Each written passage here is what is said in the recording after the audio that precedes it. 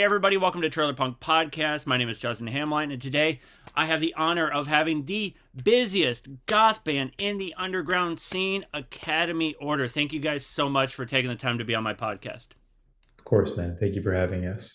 And I call you guys the busiest band because I see you guys are so busy just grinding out tour. I mean, you guys really have that sort of punk DIY ethics when it comes to touring, where you're just going, I'll just, we'll tour with anybody and everybody. And, you've even like slept on the couch of somebody that I've had on my podcast. Tell me about kind of coming to terms with that sort of like, we're just going to keep grinding out this tour thing and just keep promoting ourselves like crazy.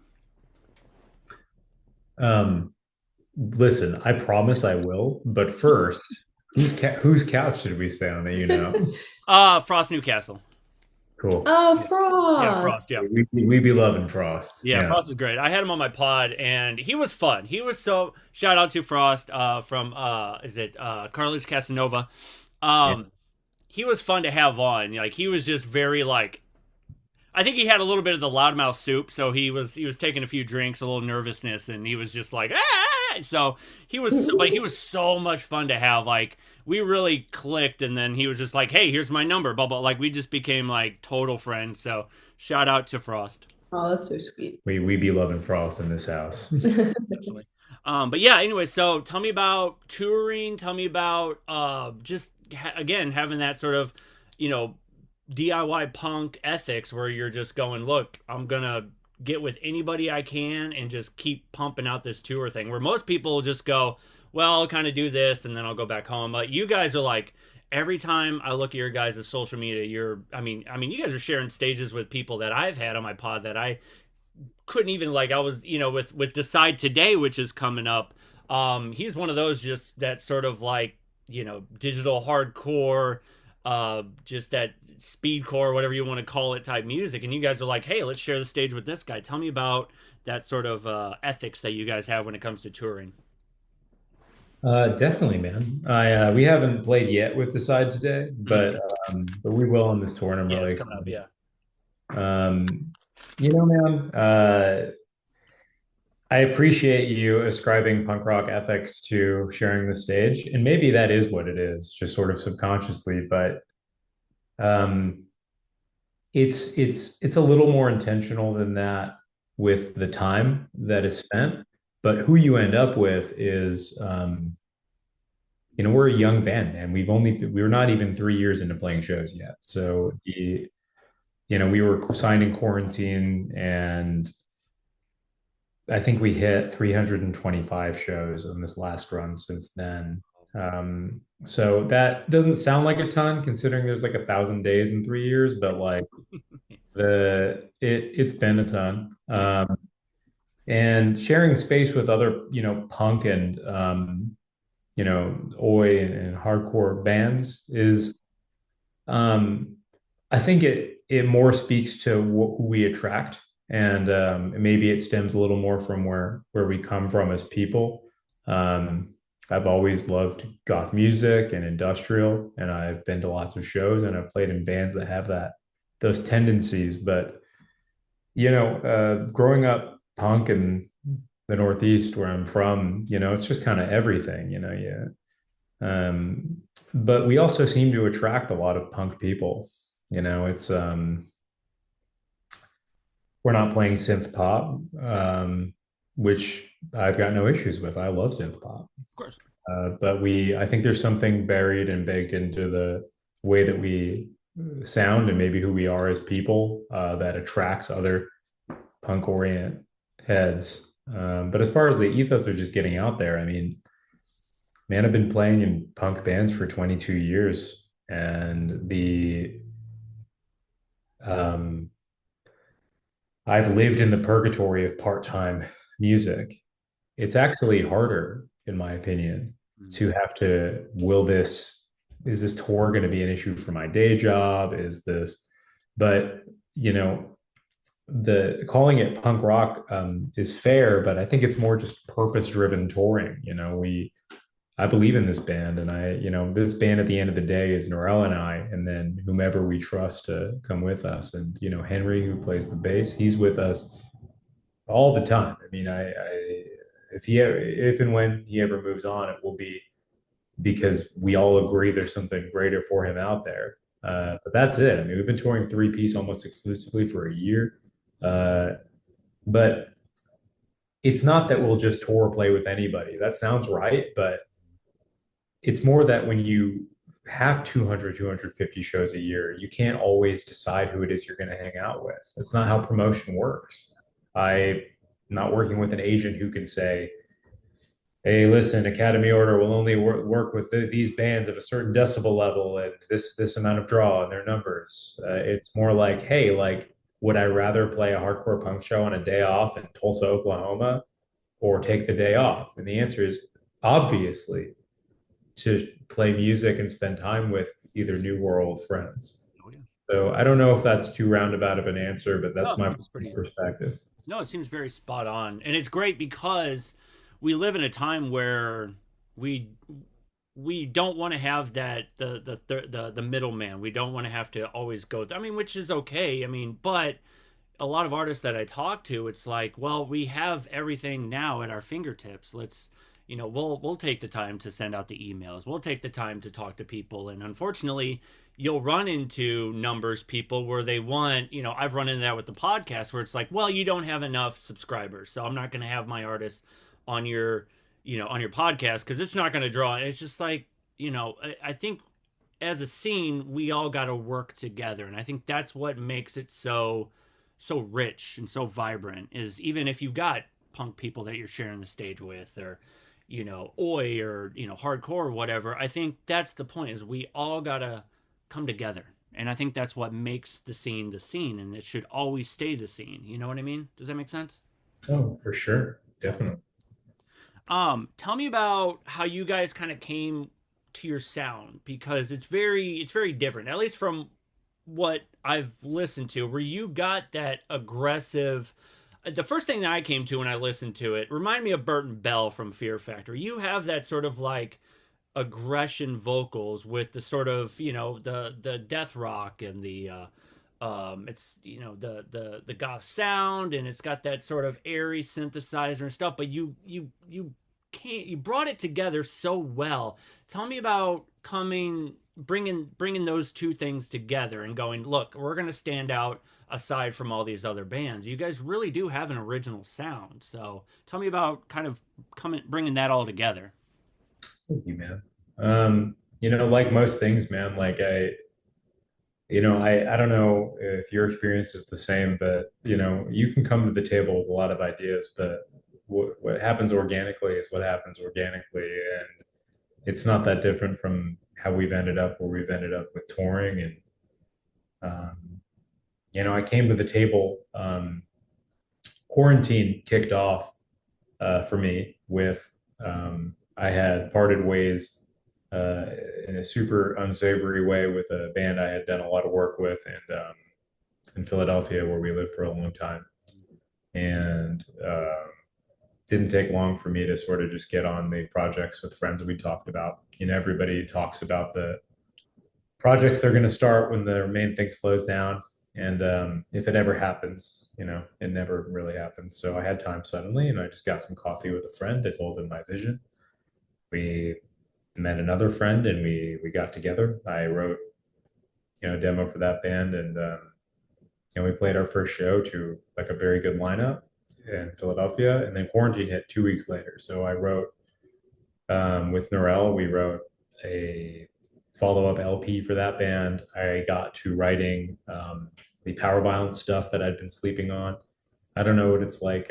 Also, I don't mean to be rude, man. Where are you based? St. Louis. Okay, so you're in the Midwest, man. Great. Yeah, I don't know what it was like in St. Louis, but it was legitimately a ghost town in the Northeast for months. Like it really did seem like the world might Oh yeah. end. The and Philly and New York were both super duper shut down. So we were in the Poconos with Norel's parents, my in-laws, and I just got to writing. I think I wrote a demo 7 and LP for a hardcore punk band that I'd meant to start. and they got picked up by labels that I'd already worked with. I wrote the Academy Order stuff soon afterwards, and it immediately did seem like something was different about Academy Order. I was writing it in a repurposed cathedral in Tennessee Mm. where we were visiting, and it all just kind of came pouring in a way that nothing ever had. There wasn't really any strategy, but me coming from like my background, my first bands were like Oi and D beat bands, and my pen to paper of a goth band still had that edge just organically.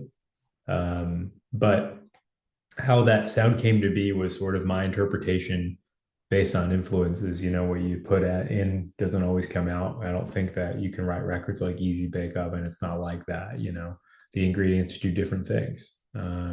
So for me, like there were three records that really inspired this band to start. It was Change Today by TSOL, That Total Age by Nitzer Ebb, and then frankly, the just emotional overload of any hardcore frontman who was given the chance to be self-indulgent in the 80s, 90s, and early 2000s. So I looked at, Davey Havoc and, The Damned. Dave Vanian is a big inspiration.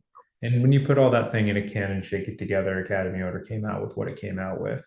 Our current sound um, is something that happened organically with time because we've packed already what feels like 10 years of experience into just a few years of touring. So we found out what worked. We found out who we were. My voice live sounds wildly different now than it did when I recorded the records. Wow. So I think just time. I have my inspirations, but time and experience has really defined what it is that we sound like. Yeah. And is that what New Kind of Fear is, that it just coming to terms with, the new band, getting comfortable with the new sound? Is that kind of where that album kind of came, or is like, okay, I feel like we're comfortable enough to put out a full length album, which is amazing, by the way. I encourage everybody to check that out. And not just that, go online. Sorry, I'm going to promote you guys a little bit. Go on YouTube and just type in Academy Order, and you're going to see so many great clips of you guys performing live. It's so much fun to watch you guys perform live, and I hope to see you in St. Louis soon, or wherever I can catch you guys. But amazing, amazing, amazing setup, amazing vocals. Everything's just is right on peak. And like I said, encourage everyone, check out their album, check Google, look them up on YouTube. Great live performances. I love when people will just sit there and record live performances, because it's like, oh shit, if I miss a show or I can't see a show, I like to live vicariously through a lot of those clips that people are, or even just the full length. I'm like, oh, there's a whole concert. I'll sit and watch that. So yeah, I love what you guys are doing. Amazing sound. And but anyways, let me get back on what I was saying. A New Kind of Fear is that you guys going, okay, here's all this material, here's me comfortable with this new project, let's build on that. And what was the writing process? Was it a little different compared to your early projects as well? Yeah. Sorry, I ramble a little bit. So I think we call this a conversation, man. Hey man, like music is super nuanced, it's a lot, there's a lot that goes into it. It's reasonable that you'd have a lot of angles to questions, man. Um the first thing is that the LP is just, in my opinion, the natural next step. Two of the songs were written about a week before I went into the studio. Um I I I don't do life with a lot of self-indulgence mhm. as a person anymore. Sure. When you're young, your whole universe revolves around you and your problems, hence the deviant upbringing. I've Listen, been there. I've been there. I know exactly what you're saying. So don't worry. You don't have to. I get it. So but at a certain point, there were a couple days, like, but when it comes to making art, it's like really difficult for me to write without something weighing on me. And I believe there are mature ways for things to weigh on you. The new record's chock full of it.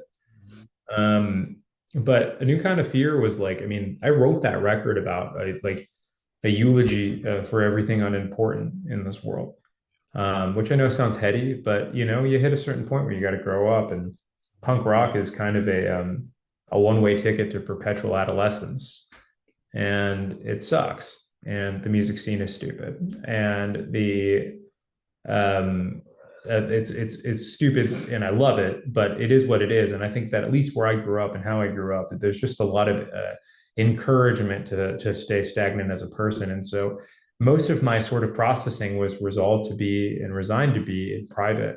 Mm. Um, Norel and I have been happily married for coming on 9 years, and my home life is great, and it has been for a super duper long time. But it's a really great place to just be able to be vulnerable and be like, damn, like this sucks.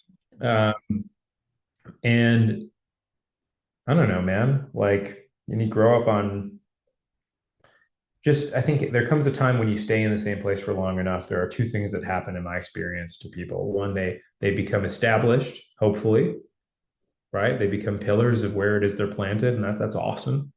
And then the other thing is they become immediately super over pettiness. Yeah. Grow up and I guess a good example would be like we just did Europe, and listening to these guys who were there when the Iron Curtain fell, who like released the first records in Poland and stuff like that, who were like, yeah, there are real Nazis and we had to beat them up. Yeah. And I was like, it becomes really hard to call the Baptist preacher down the road a Nazi when you had to fight a real one. Um, Yep. and Same. you know, I'm not saying there's no overlap, but No, not. you're fine. I believe me. I understand. It's hard to, not to interrupt you, but it's hard to kind of bring up certain points in this scene that we're kind of growing up in. And there's a lot of words that get thrown around. They like throwing words, and they like going top shelf with their words too. You know what I mean? And it sucks because then it really butchers the vocabulary. And what's the point of opening a dictionary when you're using the term Nazi a lot, and you go, well, you were never there when the real Nazis were there. You know what I mean? You're putting that word to something that, I don't know. It's not coherent. Like, it's not the same. So it's like, stop using these words wrong. I guess that's what I'm trying to say is, and you're using it as an excuse, and it bugs me. I don't know. That's just me. So It's very reasonable, man, and it's I'm from a Jewish family, and that term carries a lot of weight for me as an example. I know it's probably a mystery as to why, but when people talk about Nazism, there's a certain image that goes into my head, but maybe that's just me. no, you're great. Uh, but A New Kind of Fear, the record is, I think there's such thing as like an important fear, um, and I think that personally, like the record, the song "A New Kind of Fear" was written 2 weeks before I went in. I didn't even know I was going to call the record that, and it was outside of my comfort zone. When you listen to the track, it's a lot more new wavy than a lot of stuff that I'd written at that point. And it just goes down a list of processing lots of different things and just trying to have an adult perspective. And the interesting thing is that, later on when that record came out and we began to tour on it, a lot of it just became very timely and important and encouraging. I wrote Death in the American South before I lived here. Um, I but you see, I wrote Death in the Mid-Atlantic about kind of watching I don't know if in Philadelphia, there's just kind of a long running opioid issue. Oh yeah, dude. Yep. I think that might be an American problem, but like it's also I saw it. Like I have friends who have given their lives to living, in the worst parts of Philly on purpose so that they can be in community outreach to what ends up being this $300 a day habit where you just get these suburbanites who have never, they grow up in Northeast Philly, and their dads are ice cold construction workers who have never hugged them or loved their mothers, and then they just don't know what to do with all that rage other than heroin, and then they find themselves dragged into the city, and then they just die. I mean, like if I had a nickel for everybody that I know who became a shell of who they were, I'd have a few bucks, which isn't a lot of money, but it's a lot of nickels, and so that was the record. And as far as like musicality, I mean, I wrote the bones like I did for anything else, and then Norel, as has been custom since we've been writing music together for now 6 or 7 years, came in with a lot of the melody and a lot of the synth parts. So musically, it was written with the 80% meat and potatoes that I would always come in with, but plus a lot of influence from Neural. But then also, hopefully, with a sort of mature perspective of coming to the table with some honesty about how I don't know, man. I No, I get it, and it's. Let me go ahead and add that the opiate, thing is it's prominent here in St. Louis as well. Fentanyl and stuff. I've lost friends to it, unfortunately. I always keep. I'm doing a no-no on the podcast, but I always keep one of those with me to make sure. oh yeah, So, man. because I mean, I got coworkers. I live in a factory job where, people are taking painkillers and shit like that just to cope with life in general. And so, it's believe me, it holds true to my life, and I've lost so many people to it. So believe me, I understand. And but yeah, no, it's and the record holds a lot of weight lyrically. Is there anything you want to add musically to what you've influences, or just do you guys just have that natural chemistry when it comes to sitting down and writing a record together? I don't want you to feel left out, so I don't know. You're kind of like, if you're Yeah. talkative, or you just kind of like, "Oh, I'll chime in here and just kind of back out. Like I want you to feel like you're included in the podcast. Matthew is good at this, and I am as well. But Matthew Good, bro. is very foundational in writing the structure, Sure. and so what we're both. God is good because we're both blessed with specific talents. Like he can hear an entire album in his head, Oh, love and that. then he writes it down like Beethoven or something. And then I come and I'm like, listen, I have no idea what you're saying to me because I'll try to pantomime it, but I'll be like, but if you write it down in the drums and the basic, temperament of the song, right? Then I will add a melody. So I'm really gifted with melody and lyrics, and like a vibe. But also, I'm really looking forward to the new record we're writing. If I may talk about it a little Please bit. do. I was gonna add that, but go for it. Go ahead and chime in because I'm No, really excited about it. So yeah, so well, there's several things I'm excited for this year, but especially we started writing this record last year, and I'm really excited to add some industrial elements, and really because I love industrial sounds and adding them to already present goth. Like I love when industrial just touches goth. mhm. I'm like, yes. Yep.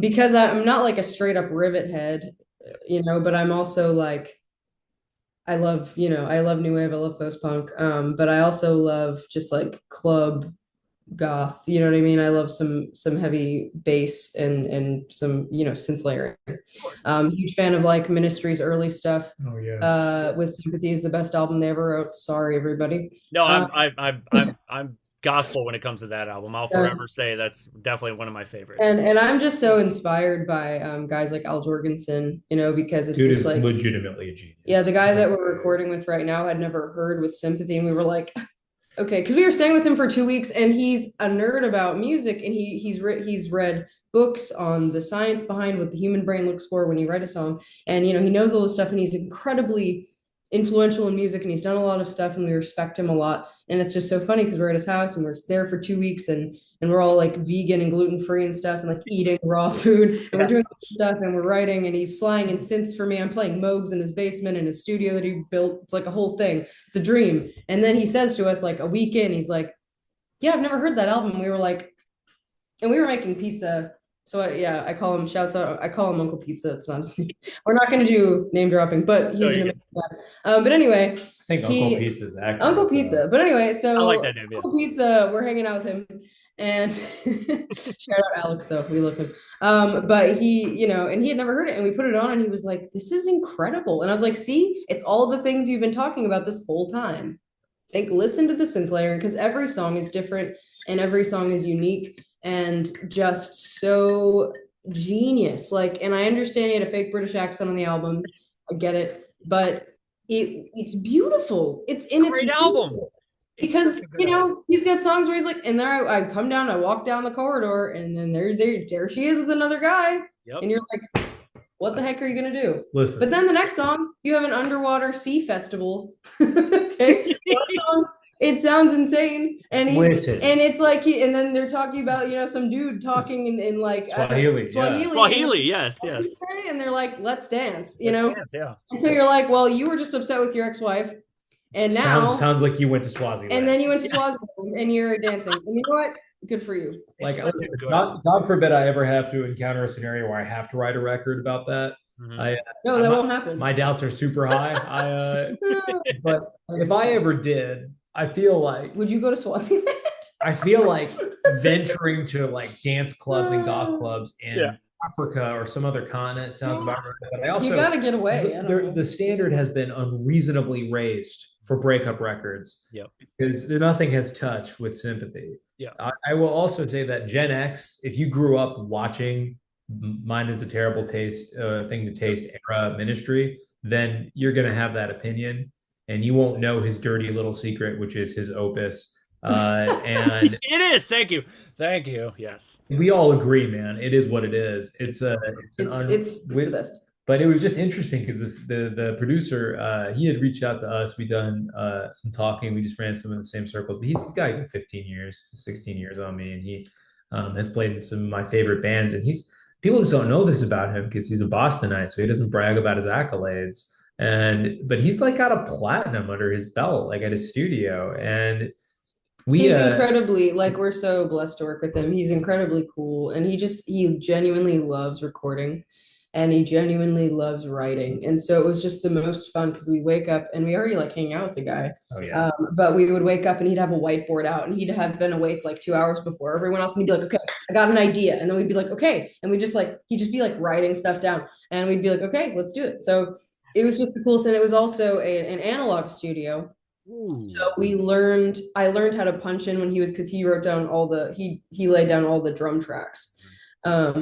Which also he's been tuning drums since he was a kid. And so all the drums sounded really musical. And that was a surprise to me as a punk because I was like, oh, drums don't sound like trash cans. Because all I heard was bah, bah, bah, bah, at every show, and just like, that's it. And you're like, okay, that's drums. And then somebody's like, no, this is what drums sound like. And you're like, oh, well. But we went to a hardcore show last night. I still like the tight snare. It's fine. Yeah. It's fine. But anyway, that sort of raw, sort of like low. Like I'm in for everything. If you want to have a polished sound, have a polished sound. I love that just sort of like raw, gritty. Give me that shit. And you brought up industrial, which I love. The Iron Man Tetsuo. That soundtrack has inspired me on a project that I have no idea how I'm going to be able to touch. Like, it's one of those where it's like, I've been so influenced by it, but I have no idea how I'm going to be able to come at it. But that's one of my favorite industrial soundtracks, I guess you could say, or industrial albums. But oh my God, I can go on for all that shit. But yeah, with Sympathy, dude, that album. And it's fun to introduce it to people that are like that sort of metalhead Ministry fans where you go, well, have you heard of this? And it's funny because I got heavy into Ministry, and then I was like, oh, like I bought With Sympathy at a record store, and I'm going, oh, okay, because I was thinking it's like 12-inch singles or Twitch or whatever, and I put it in. I was like, it was one of those things where I was like, oh, okay, so it's like Depeche Mode, and I still was like sucked into it. I never pushed it away. I was like, oh, I love this. Like, it was. Dude, I'm gonna preach about that. That's a huge inspiration for this album as well as Nitzer Ebb. I watched this. I mean, The Damned. I love watching the Top of the Pops video for Neat Neat is just the coolest. Like, first of all, Dave Vanian is just like a 70s vampire in that video. He's gotta be a vampire. He outdated. He was far predated. Sorry, the vampiric punk thing, sort of goth ethos, yeah. And so it's like he predated it and made it he gave it a face, I think, first, because he had the black lipstick on, he has the collar up, but it's a leather jacket, Yeah. and he's got the heeled boots, and you're like, look at this guy. But also they're just like falling all over the stage, and the girls are yelling, it's like a whole thing. Top of And the Pops was notorious for making bands lip sync, Oh and yeah. Mm-hmm. Yep. which is interesting because some of my favorite songs from the UK scene in the 70s were punk bands who clearly were deciding whether or not they wanted to play along. Um, like it was really hard I though, love 'cause those great stories. you want Yeah. to be on TV, and you're like, I do. and like the Killer Queen, Freddie was like, all right, I'll do it, like which is bonkers Because he's it's got Freddie Mercury. he's like one of the pretty much. I love that song. But here's the thing: when people say like, who are the best frontmen of all time? I mean, I would say everyone wants to be cautious by saying Freddie Mercury would be one of them. Oh, definitely. But then you really press on that and you say, who would rival that? And the answer is nobody. Freddie Mercury is actually just the best rock and roll frontman. Yes. He rest in peace. He was truly a legend. But I can't imagine getting up there with an extra set of bicuspids and a set of golden pipes and being told you have to pretend to sing this track. And then I'd be like, especially just like coked out of your mind in the 70s in the UK. Just like, I feel like even I, with a level head, would be like, well, this is what I have to do for my career, but goodness. But Freddie Mercury's taught me something else. There's a few things he would live, teach you, for sure. What was it, Live Aid or whatever it's called? Oh my God, 1985. Okay, so that video has taught me that you could literally be Freddie Mercury, and all you're wearing is a white tank, pale jeans, and like some Adidas or whatever he was wearing. Yeah, my man looks like a soccer coach. And he looked so cool. And I'm like, that's so stupid. He looks so cool. Anyway, sorry. That's just a side note. No, I get that, because it's one of those like he's just so great. And I think maybe Killer Queen was like so kind of early into their career a little bit. I'm kind of trying to do the math on that, but it wasn't until like as they started generating all these fucking hits, I think they started going, okay, let's kind of treat them as this big band versus, does that make sense? You know what I mean? Killer Queen. Well, the thing is, if you're really good when you start, then you can grow. It's actually a fine segue into the writing process for us. Is that like this is general life application. When you're good at basics, you can move on to not basics. Yeah. Not good at basics, it will be very difficult for you to master not basics, and if possible at all. So I don't know. I would have a hard time cleaning the house if I couldn't clean my room, and I would have a zero right to clean up the community if I can't clean my house. So in the same way, if I can't write sufficient punk records, then I'm dreaming about writing anything more involved. And so perhaps, if it answers your question correctly, in 2020 and 2021, when we wrote A New Kind of Fear, that was sort of a permission to bridge out. And I will be straight with you. The guy who produced the record, the new one, he was really polite about it, but he did tell me that he wished he was there because there's things he would have done differently. And which me too. And I had already felt that same. Way. I was just like, yeah. So do you want water? I see you eyeing the water. It's okay. I'm gonna get. You can go ahead. Yeah, if you need water, get a water break. Go for it. No, it's okay. Here. But what I will say, Matthew, don't mind me. No, you're good. Also, I need you to know, like, we are a very theatrical Gothic rock band. Yes. But my entire existence at home is being a full-blown jock. You can see this by my Adidas joggers. Yeah, I got a Christmas story. These are my podcast pants. So are we listen, but mine ruled them all. Yes, go ahead. I'm so ready. I'm wearing Beetlejuice. Hey, Beetlejuice. Listen, I'm okay. We want to talk about, you can get the water, it's okay. Yeah, we'll talk. What's up? You want to talk about, Red Lori, Yellow Lori also. Also, shout out Davey Havoc for writing one of my favorite records of the last couple of years. The new AFI is really good. Yeah, that's on my list. I need to give it a couple more listens. I think it's starting to, it's sinking in. I guess that's what it has. Deathrock sensibilities. Yes.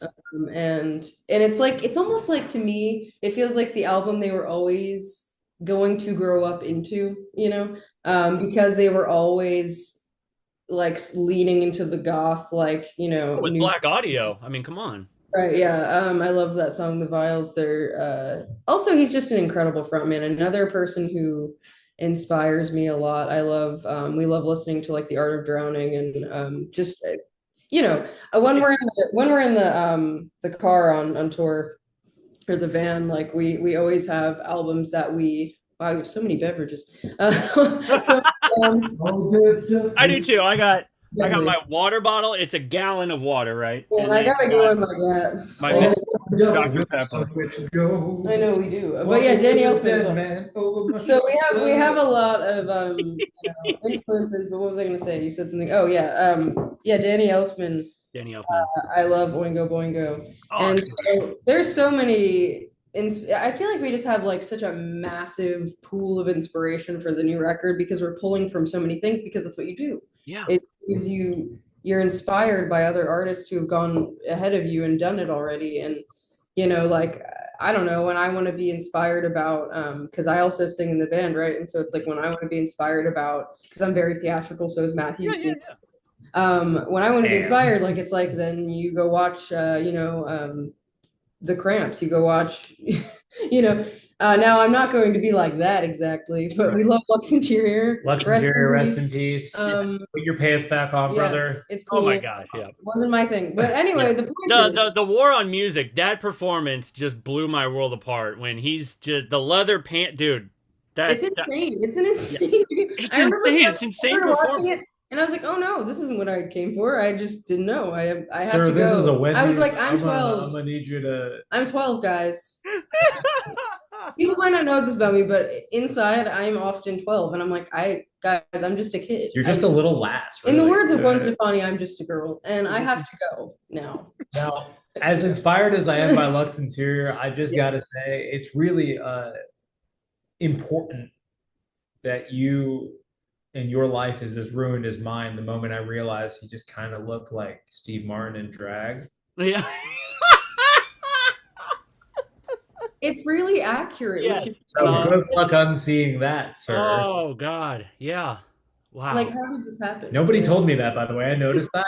Just And then noticed it. I kept it to myself for a very long time. And then I decided that to anyone who would listen, I would also ruin their relationship with the Cramps. Oh my God. That's And yet, this hasn't stopped me because we were in a record store in North or South Dakota. North Dakota. North Dakota. We were in We were in Fargo. Fargo, North We were Dakota. in Fargo, And North so we were Dakota. there. Fargo.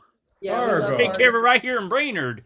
So. Yeah. Right here. But we were Brainerd. there. Oh yeah, Brainerd. I think we're And playing Brainerd. let's go. We love the Dakotas, Sioux Falls. Shout out all of our homies. Yep. False. But we were there and we went to this record store and I found this poster of the Cramps I'd never seen. And it's like a black and white photo. You've got Poison Ivy at the bottom with her hair being all big. And then you have Lux Interior going like this, like, come here. And then they're all there and they're all goth. Yeah. Looking in that photo. And I was like, well, I have to buy it. And they're like, it's the last one. And I was like, well, it was meant to be. So now that's upstairs. There you And go. I get to look at it every day. But listen, Lux Interior, Dave Vanian, Davey Havoc, I mean, also Susie Sue, obviously. Oh, of course. Of course. I mean, you already know that. And there's just so many, and all the dudes from Nitzareb. Okay, that's what I was gonna say. Coming back to my thing, because I also rant. Welcome back. Welcome back. Yeah. Thank you so much. It's good to be back. But coming, stop This it. thing off? Thank you so much. Test. Yeah. Yeah, no, it's working. Can you turn it off if you're not gonna speak? It's not a Shure SM58 though. You gotta get it. Unplug it and then plug it back in. Just- Also, Matthew swings the microphone, and I'm always nervous it's gonna come off and hit somebody. You're not getting feedback over there, I'm are you? so nervous. I'm just like, Test siblings. that would be an interesting night. But anyway, Did you I don't remember what I was gonna say now. It's right. Okay, thank you so much. Yeah. Yeah, It's Nitzareb. kind of heavy. So be Yeah. careful. Nitzareb, if you watch the video from the 80s. Mhm. All right, stop it. Anyway, sorry. I look for our kids because he acts like he's a dad already, and I love that. Dad jokes. But no, there's this video of Nitzareb from the 80s, and it's almost like somebody's taking it from like either behind or side stage. Yeah. And they're just like all jacked and like Yes. wearing like crop tops and hitting stuff. And I was like, that's what I want to do. I love Dude, this. it's just like this. It's for control. I'm here, and Yeah, you're like, it's and they're just 1989. hitting stuff, and I'm like, this So is the cool. coolest thing you can possibly probably do. Like, Like there's like I feel like it's the weirdest thing in the world because these cult bands that like nobody like to me and to us and to anybody who likes punk in the pipeline of that, they're like, oh yeah, Nitzer Ebb. Yeah, we all discovered that when we broke edge in our 20s. Like, yeah, I know. Like the like and then I didn't, for the record. Let the Yeah, no, record it's okay. I Yeah. it's been 20 years coming on for me. It's not as cool as it sounds. I don't do things, it doesn't require effort.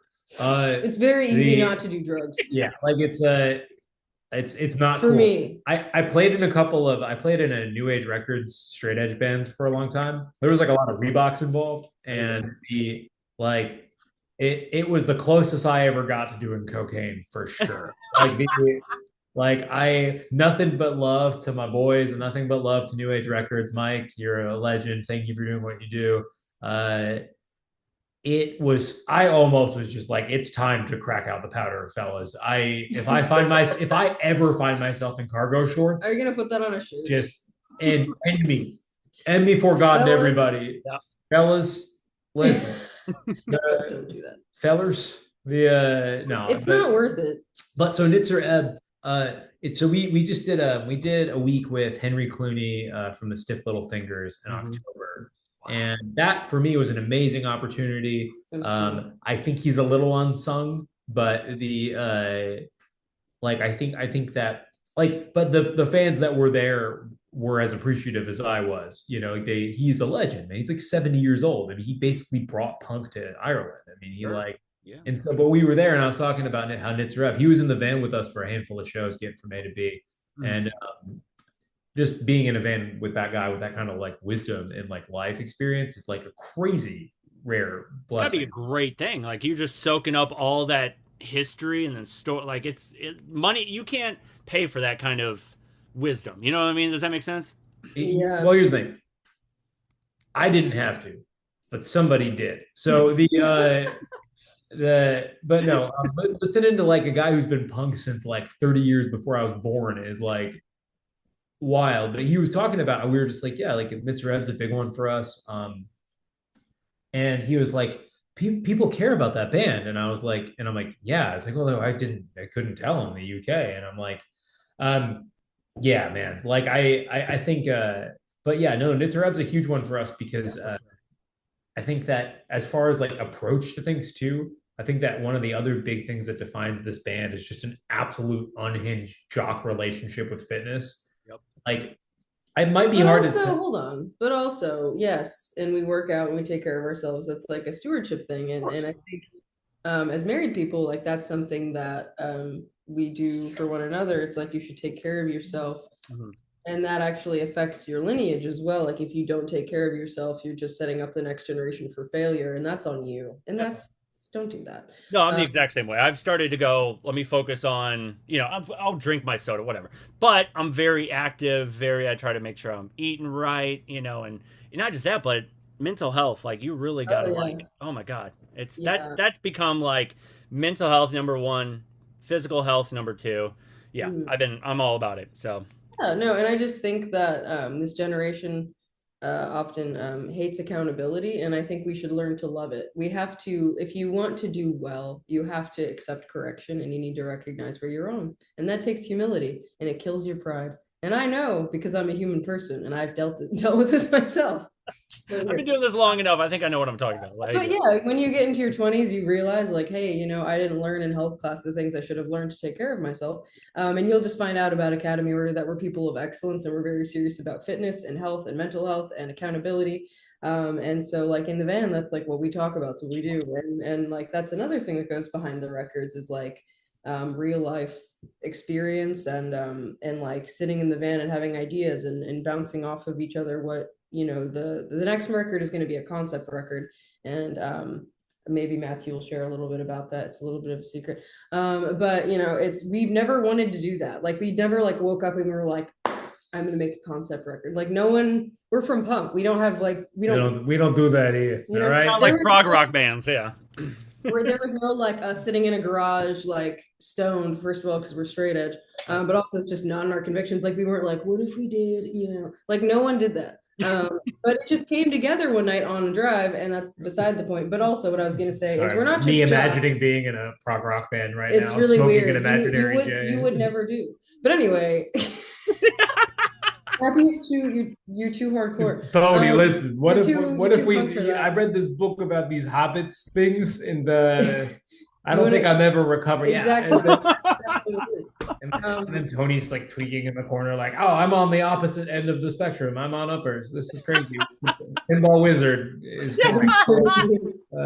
No, but anyway, but we're not just jocks, but we're Yeah. also people that just care about excellence. And we're also very aggressive because of the world we come from. I don't know if you've ever been to a show in the Northeast, but we come from, going to shows at like Charm City Art Space in Baltimore and, the church and, First Unitarian and stuff like that, where it's like, I don't know if you were there for the special time that was 2015. You get drums thrown past your head, and there'd be firecrackers and shades in the pit, and it was a beautiful time. And that's the world we come from, where that's normal. Well, we would have hardcore shows where it's like you have a band that comes into the small venue, and the fans are throwing trash can. Like I got a cut on my knuckles because of a trash can thrown at me during a hardcore show. So believe me, I understand just hold on. I have to listen to my gut. What hardcore show? Ooh. There was this band. I think they were local. They were kind of short-lived, but they were called Kill Me Kate, and it was out here in St. Louis, and it was a very small venue. I think it was called the Midwest Music Pit, which again another short-lived venue.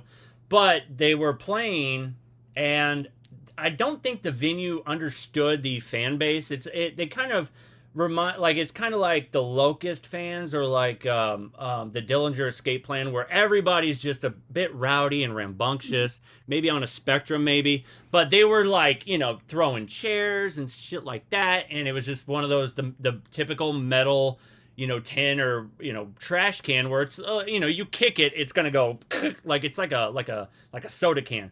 But anyway, so they're chucking it and just bam, like just right across my knuckles, and it just big old cut and gash. It was totally worth it. So being in the Midwest during the era of mathcore and nonsense like that. Yes. I don't mean to be rude. No, be blunt. Go ahead. How old are you? 40. Okay. So you have some years on me. So you were of cognizant age during the rowdiest time in panic chord history. Yes. And it's back. And you were in the Bible Belt, which means I'm in the Bible Belt, absolute most dangerous bands that have ever existed. Yes. Them Christian boys were pent up in some kind of way, because they would be just, every single band was like, I don't understand how y'all did it. Like I grew up with like angry Jewish parents in the Northeast. Me disliking my parents. I think it's gonna be about the same. I think it might be about the same, honestly. It's a rational conclusion for me to dislike my parents. Yeah. It is not for these absolute sweetheart pastors type kids where these guys are just like, their dad is Ted. Mm-hmm. So it's just Ted. It's just Ted. And the whole way they're like, oh, I hate my dad and all these different things. I'm gonna throw a staff at somebody, and I'm gonna cut someone. Also, I'm having a lot of turmoil about the fact that I live with my girlfriend, and like y'all, it's gonna be everyone else's problem. Yep. Anyway, this song title has 18 words in it, and then Whoa. And I was I found my girlfriend in the back of my friend's car, and you will not survive. And you're like, whoa. Or a Sandler reference. Like I got the gator that took your hands. Yeah, and you're like, and then they always have movie clips. Yes, yeah, they would like to sneak in movie clips, and but no, I grew up in an area where we have I think 2 or 3 mega churches, so you had that sort of angst of being kind of in that bubble a little bit, but there's people who would were part of it, but they would act out aggressively. Like it's a weird bubble that I'm in, if that makes sense. I know, yeah, I know. No, we do get it. Yeah. I'm always wondering how close to the band Under Oath of cut is on somebody in their late 30s or 40s. Like It's the 6 degrees of Kevin Listen, Bacon for Yeah, hardcore yeah. kids. You know, yeah, it's like for a Northeastern kid, my story would the 6 degrees would revolve more around like Hmm. I think probably Youth of Today or Hmm. Hate Breed, right? Like how many degrees away from Jamie Josta do you end up if you're it's easy for me to count. I think I'm 3 degrees away Yeah, in that's most of easy. my life circumstances from Jamie Josta. Mhm. I like I won't do it, but I will just let you know it's less than 3 degrees from the song Eleanor Rigby to Jamie Josta for There you me. go.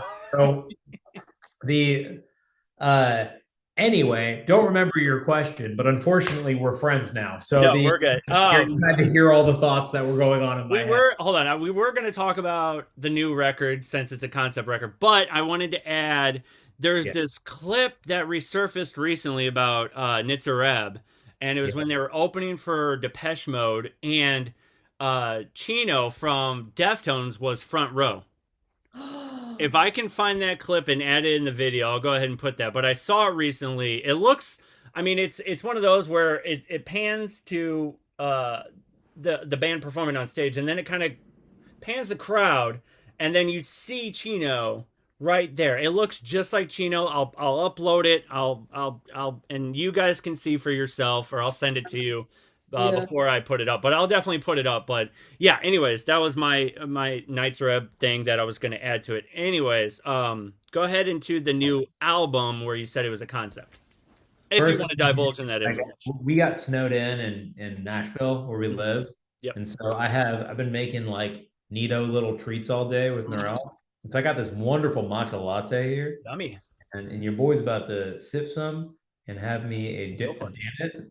No, we've been snowed in as well. Like we're in St. Louis. I think you guys are a little different in the South, where once snow and ice hits, it's like a problem for you guys. Like I know for in Tennessee, right? You're still in Tennessee. Yeah, Yeah. it's strange because we're from the Northeast, so like it's not a big deal to us. Like we drive a four-wheel drive Oh yeah. truck. Hmm. Uh, like I listen, I remember the great ice storm of 2005. I was Yay! at In there. school for like Yeah.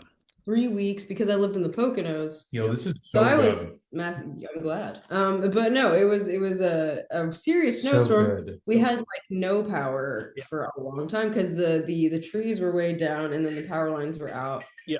And so all day I've been like, I do not receive the sleet. I only want snow. No Hmm. ice. I'm not into it. I haven't seen snow since Berlin because we were there in November. We just went to Europe for the first time. Damn. And so we saw some snow in Europe when we were in like Poland and the Czech Republic and stuff. And then, when we came back, it was like 60 degrees. Or well, for a week it was 12 degrees, and then it went to 65, and then we went to Florida. So then coming back, I was like, I'd like to see snow. That would be cool. And then everyone's been talking about this storm like it's the end of the world, and I was like, guys, it's happened before. I know this is nothing new around here. But let me go ahead and side note: Yeah. snow in Berlin must be the most beautiful thing ever. Oh That's yeah. Oh, got cool. that's got to be I seen. want to clarify to our fragile listeners that when we say snow in Berlin, we do mean freezing rain and Yeah. not cocaine. No, no, no, yeah, Um,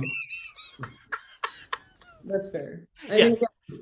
again, we're straight edge, so you're Yeah. not going to see that coming from us. That's just cocaine's not worth I it. also wonder where our children are I mean, I sometimes. just don't care.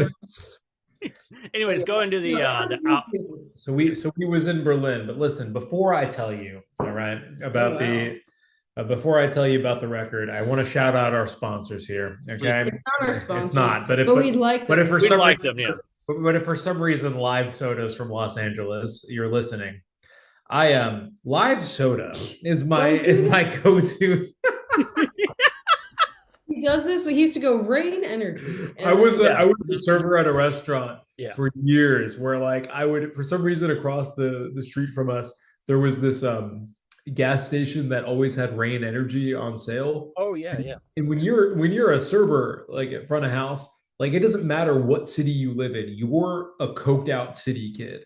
Like that's just how your behavior is. So you just being constantly in motion Oh yeah. and like good looking and sarcastic as your entire existence. It's crazy. I'm not even talking about me. I'm talking about me and all the other Tennessee people who for some reason didn't have accents and did have drug problems. It was like, Yes. and we would just always be like, yo, you going across the street? Get some rain, dude. Yeah, And get so right now.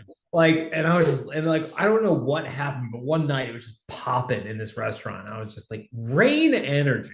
Like, And he yeah, just began, he began The the, whole commercial. but then one day he actually ran into a guy that worked for yeah, Rain. he came into my job and I was just like, and I was like, and I literally was just like just talking to the guy, and I was just like, um, I was like, yeah, man, this me and my coworkers, we just kind of live off, black coffee and rain energy, man. He was like, oh, really? I'm a survey like expert or something like that for them, and I was like, really, man? Yeah, I don't suppose you do sponsorships for lowly front of house servers, do you? And he was like, well, let's talk, and Talk it about didn't pan Here's out, my but card. Here's my card. Yeah. Yeah. but I after that I was just like the unhinged um guy in me just became basically was like, I'm gonna be in front of a camera Mhm. representing rain energy. And I just one day it just happened to me suddenly, like a Jim Carrey movie where I was just like, I woke up because some kid blew out candles, and just suddenly I was like, rain energy. Yeah. Uh, Something it, happened.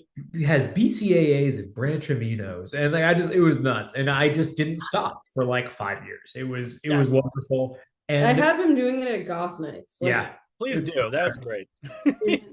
yeah, it's just one of those things. But yes, the concept record. I don't know how much do you want to share about this? yeah, sure, I can share. I also just want to say, like, this is a great example. In front of me, we have just all these yuppie snacks. Eating vegan and gluten free is really easy. Also, we buy like 30 of these a week, so that's why I really would So, actually love a live soda.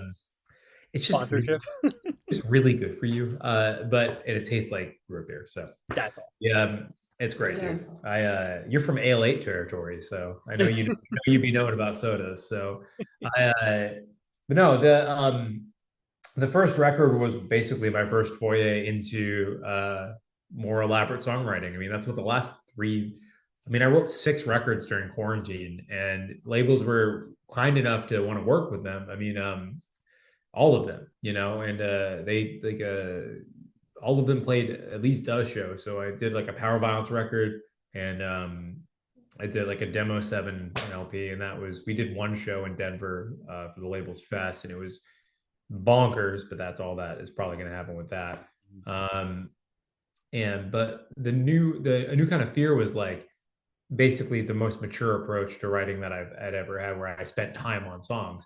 And even then, like it was like a raccoon painting pictures, man. Like Yeah. it was not an adult relationship with music at that point. It was honest, and it was definitely written in earnest, but um, it still wasn't I didn't know anything. And so when I started talking with Alex, who did the most recent record, and we're still very much working on it with him, and he again very politely offered to make things not suck. I was I there's no question, man. Take the reins. You can do that. I And so the new record, I wrote a lot of like songs for it, and I was like, we're just gonna go in. It's gonna be a little more hands-on. We'll spend more time on it, but hope this will be out 6 to 8 months. We're not gonna rush it. I That's cute, Matthew. It's been like 2 years. And but basically I just for the life of me could not write lyrics for these songs. And that's weird for me. Mhm. But what I had written um, ended up we were driving one of our classic Richmond, Virginia to East Tennessee overnight drives. Normal stuff for young adults to do, I suppose. And Henry, who's been with us since our 6th show. So if it's 325 for us, it's 319 for him. Like he's been down. Um, he is prone to fiction. Like he's good at writing, and I think recently he signed his first publishing deal for like a startup publishing company in East Tennessee. That's I think he's actually in that area right now doing an interview. Yeah, I saw him with the Shout out to Henry. So Shouts out Henry. Shouts out, as we call him, Big Hen. Big Hen. Big Hen. The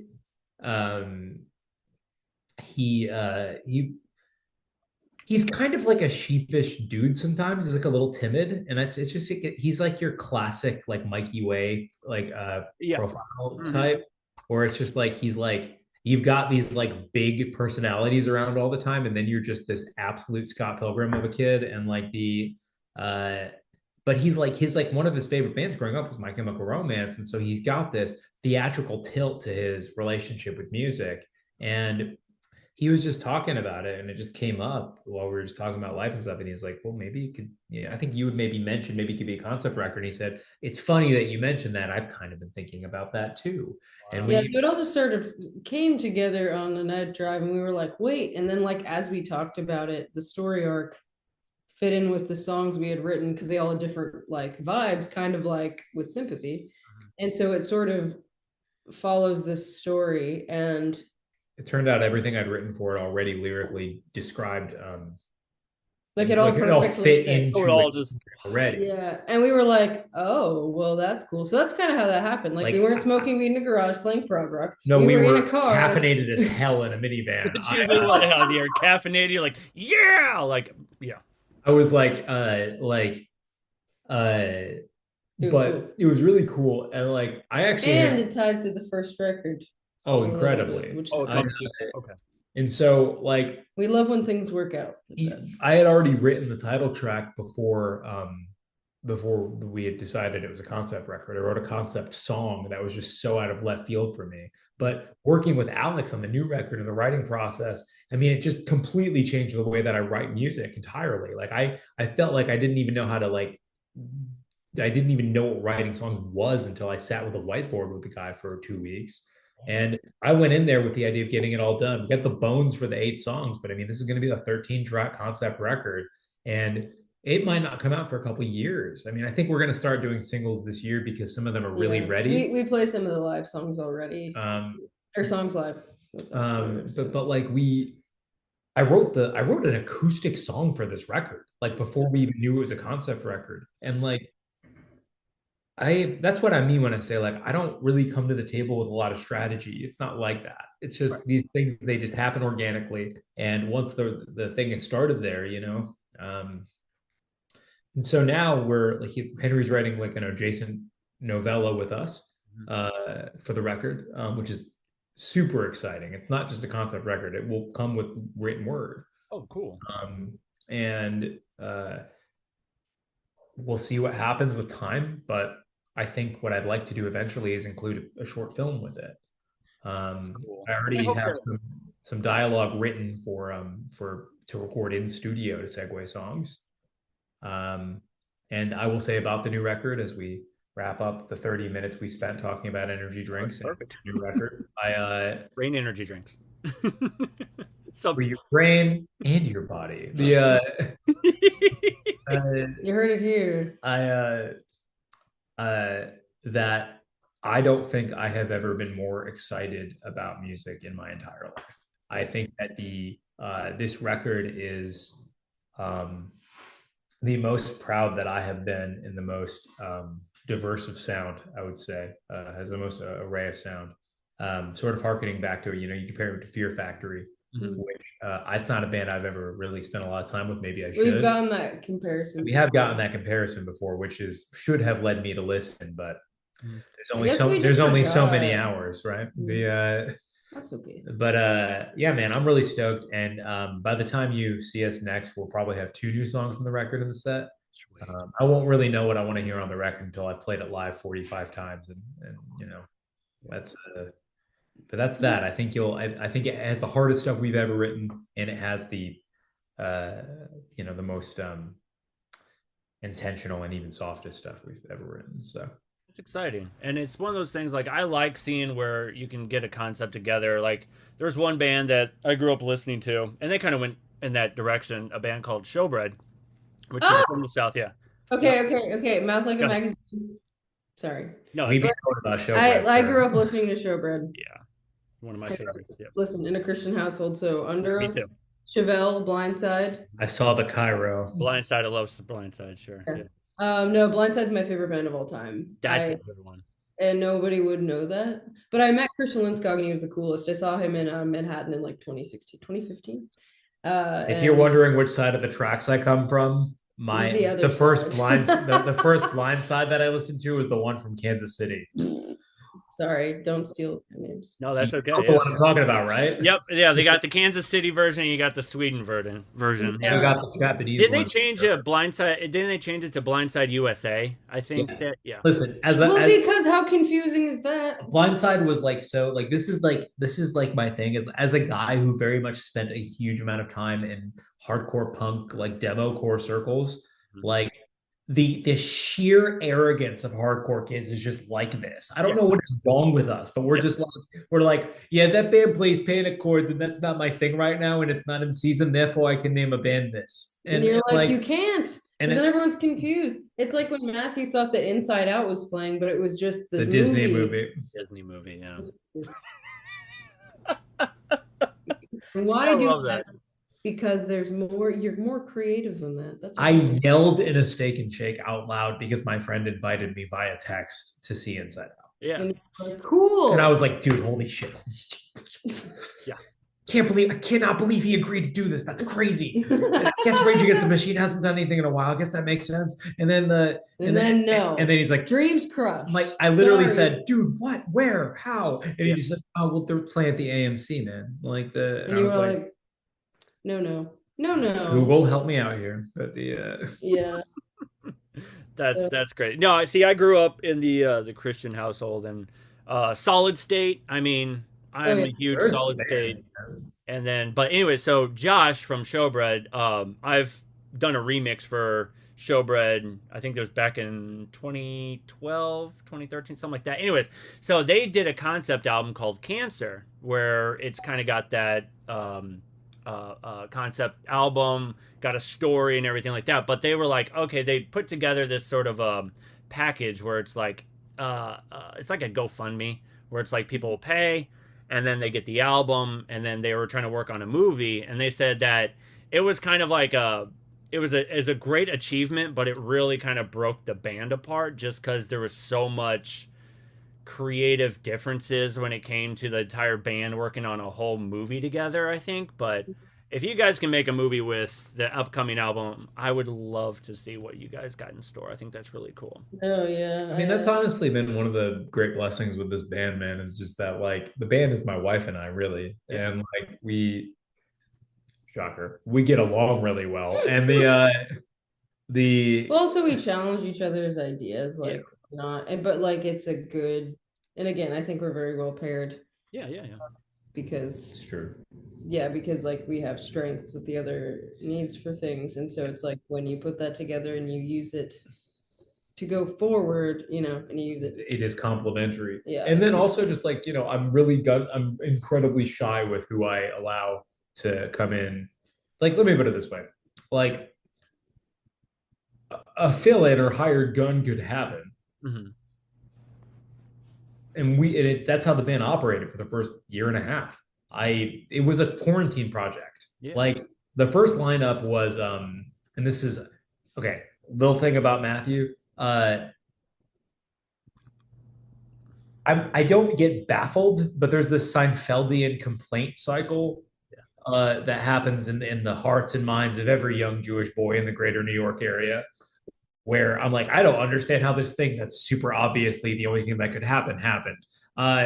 Where like for about a year, like I felt we got super typecast as the hardcore band.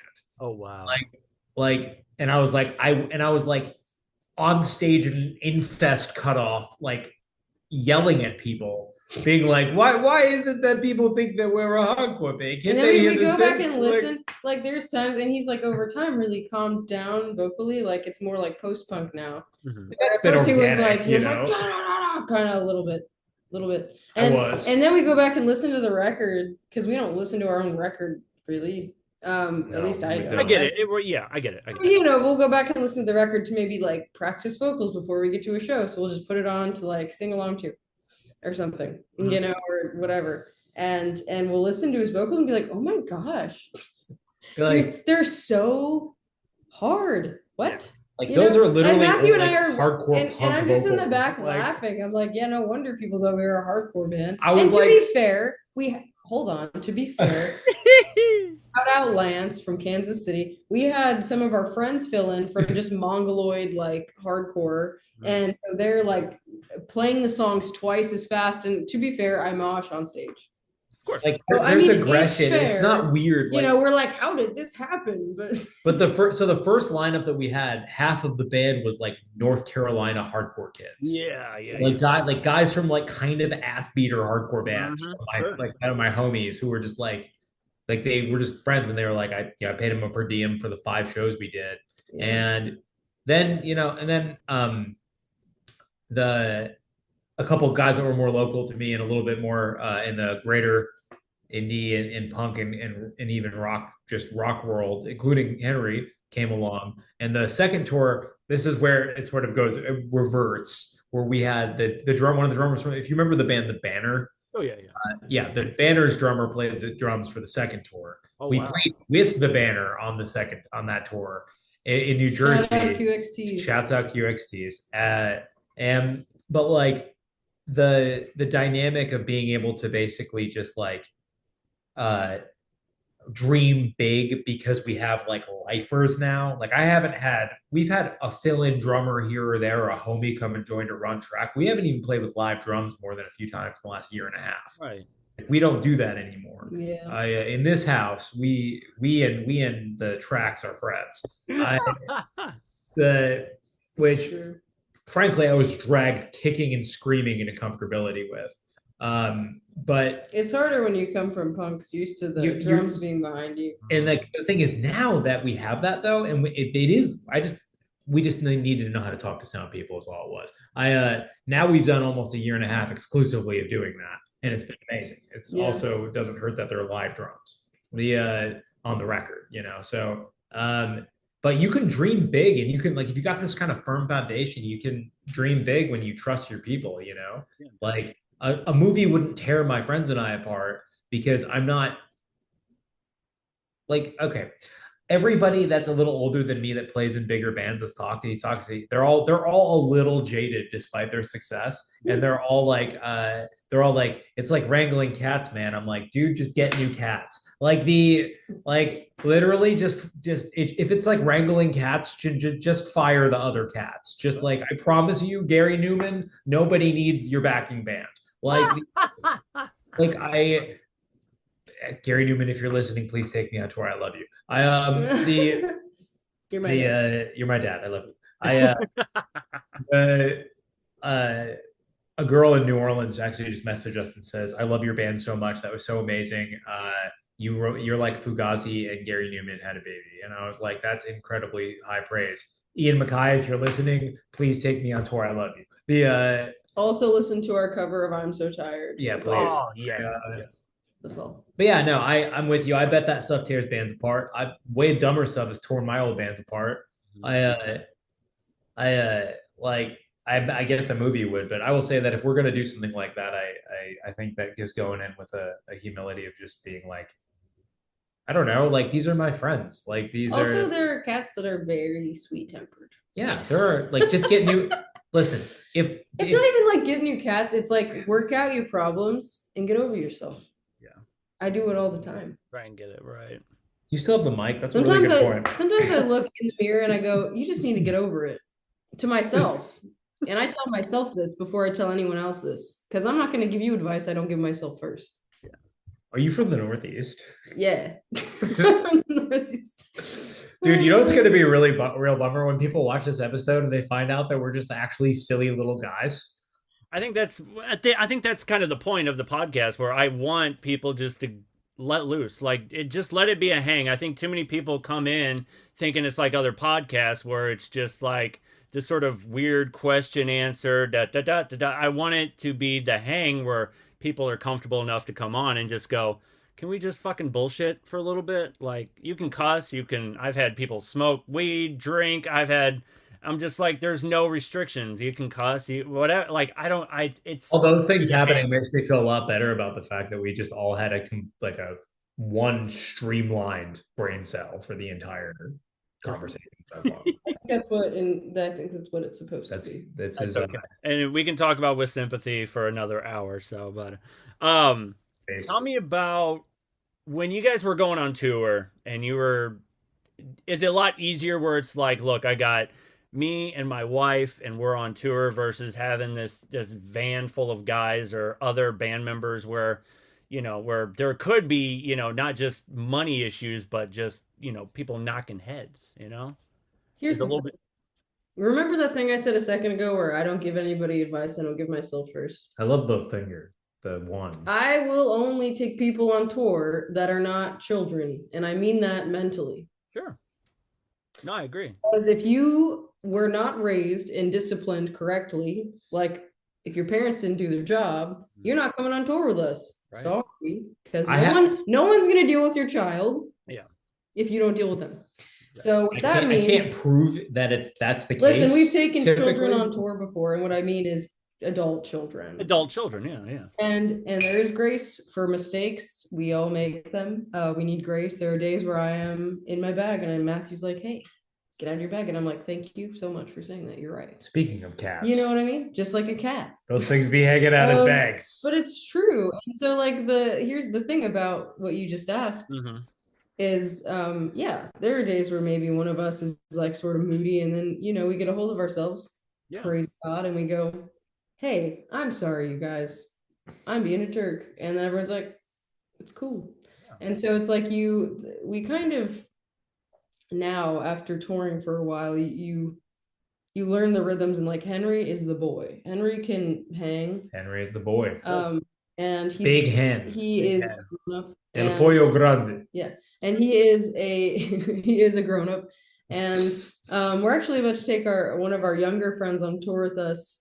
A young man named Hayden. He's awesome. Really ready for Hayden. And he's a sweet boy and also an adult. And we told him we kind of scared people. He's not that kind of man boy, but yeah. No, but what I mean is like, we try to scare people away before they come on tour in a way. Sure, yeah. You got to put them through the ringer a little bit. Not be in your bag. Yeah. We're not going to deal with you. You have to be a person. So here's like we give them a set of rules. You gotta have some flexibility where it's like you can't have high standards on tour. If sometimes you gotta sleep in the back of a van. You know what I mean? Or camp out on someone's floor. I can let you in even a little further because I have to be the guy 95% of the time. So I don't know what he's talking about. He's the guy all the time. Yes, you're the guy. Thank you. But what I mean is that like it is very much my full-time job. There have been things I've been able to divvy to other people over time. One day when I'm older, somebody will think I'm cute and they will decide to be our manager, right? That will be great. I look forward to a time and place where I don't have to book all the time, which means my home life can just be restful. It's going to be great. But in the meantime, I'm thankful for the skill, and it's been amazing so far. And it really does allow for a lot of cool things. To answer your question, you asked me at the beginning, it's one of the things that allows us to do last minute things that have actually defined who we are as a band. Yeah. So remind me to share some of that with you as well. Though I have a feeling if I know you at all at this point in our very green friendship, I bet you'll ask unprompted. So time will tell. Pin is in it. The difference between being in a band full of guys with these different things is the fact that I've been in the collaborative effort band before. Yeah. I've done that thing. I've been playing in punk rock bands for 22 years, like I said. And I will say with my entire chest that is really fun, and I love doing it, and I love that we get to build, but somebody has to be in charge. Mm-hmm. And that person is me.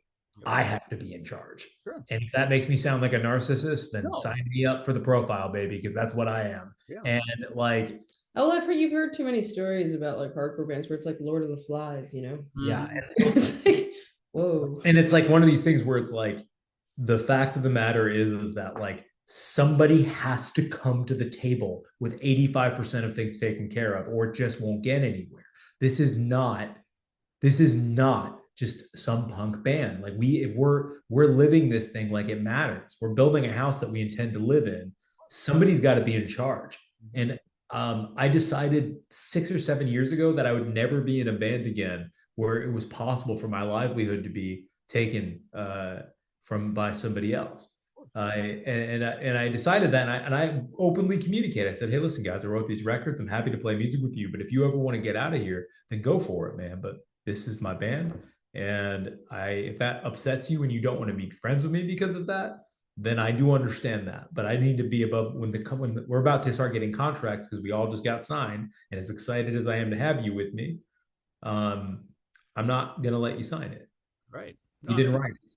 Yeah. And that's the it. thing is like this is my life. This is my, so cliche, but blood, sweat, and tears are on these records and on these stages, and every bit of going on tour.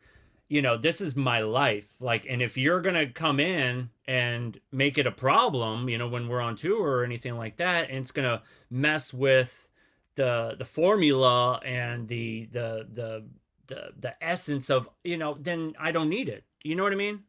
And so here's the thing, man, is that I have not really we have not the van of the three of us has been a place of peace for a super long time. That's how it should be. It's we've had with Academy Order, it's been a different conversation than that because when you're in quarantine, being in a band is a theory.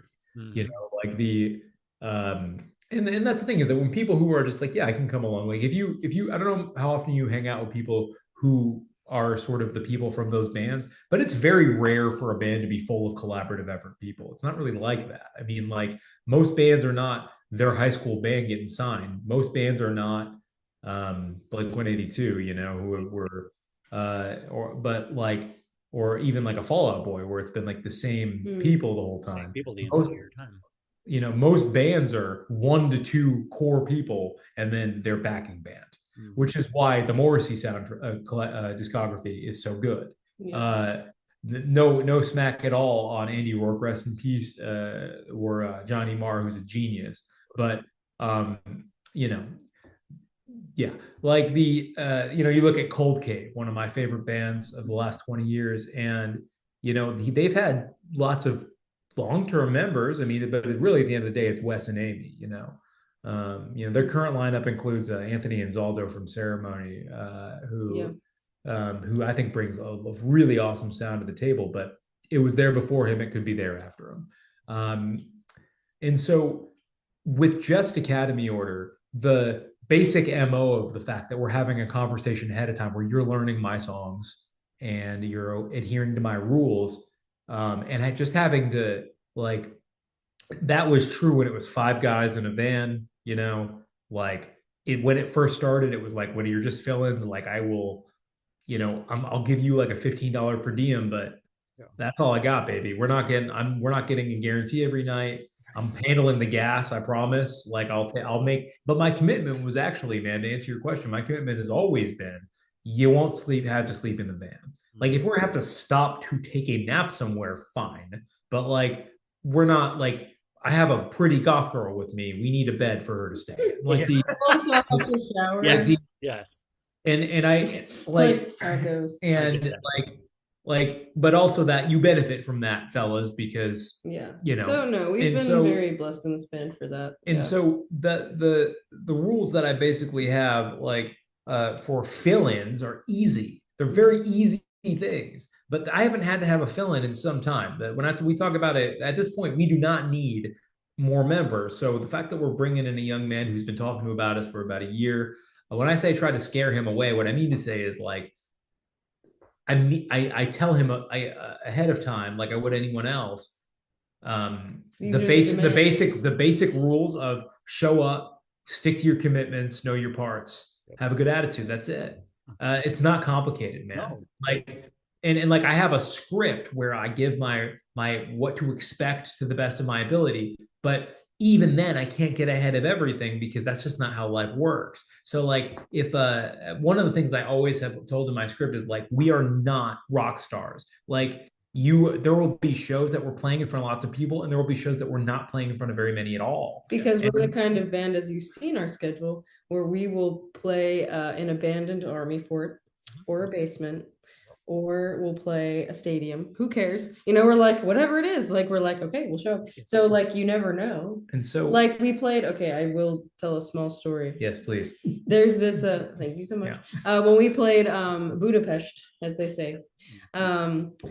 So when we played there, that was really cool because it was literally like the basement of an apartment complex, but the basement looked like a horror movie. That's awesome. Like it was like you That's go awesome. down the stairwell. We had to be let into the front entrance of a building in a city, go down, and then go down a bunch of like corridors. And then in the basement, there's a corridors and each there's like all these little rooms that are empty. 3 floors down. It was crazy. From And like from Hostel. so, it wasn't that far down, but it was like Okay, gotcha. basement. It The was a big. basement with like all these, rooms. And then finally we get down to the maze. And also the bathroom was a toilet Oh. corner with some plywood in front of it. And it's Oh. horrific. Oh. I just need to give you a mental image just so you can be Okay. thankful Sure. right now, everyone who's watching this, that you have a bathroom that doesn't smell like that. Because if you do, you need to move out of that punk house and get a real apartment. Anyway, So or true, clean up your punk bestie. house. Yeah. But anyway, that was wild because we played and it's like this little venue. It's like this big, and it's like a little hallway of a place. But it was so much fun. And the Oh, kids it's that a came fun out one. danced. And like maybe there's only like 15 people there, but it's like we had the best time. And then they were like, we want you to come back and we want you to play like at the venue we're actually putting together. Like, Oh because this wow. is just a holder, Sure. actually buying a venue. And we're like, yeah. Well, But it's like those places are important because you never know. And like there was somebody who talked to me for like 30 minutes. Like they had the best time. They're so glad they came out. Like, and you never know who's there, and it is about community. So I won't gloat on this, but what I will say this is that having a good attitude in front of 5 people or 500 is not an option. But what I will say is this: like at that show, the guy who books the big goth fest in Hungary, okay, he actually told so something to note about Academy Order is that for about 6 months now, it's been a guaranteed sort of feature of the package that I DJ, I have my DJ equipment and I DJ the nights. shout out And DJ Ordo and Morris. thank you. Oh, I snap. that is my There name. he is. I Okay. air horn noises. Yeah. But like no, I do like, and it's actually been an amazing addition to the thing, and it's such an important part of a goth night. I have like Listen, promo no, let materials. me just brag on the boy real quick. No, we've played some shows where like the openers and some of the bands that have played are just very depressing, or like they just the vibe in the room is just killed. Like somebody just stabs it with a knife and it's bleeding out on the floor, and you're like, well, this was a great show until this.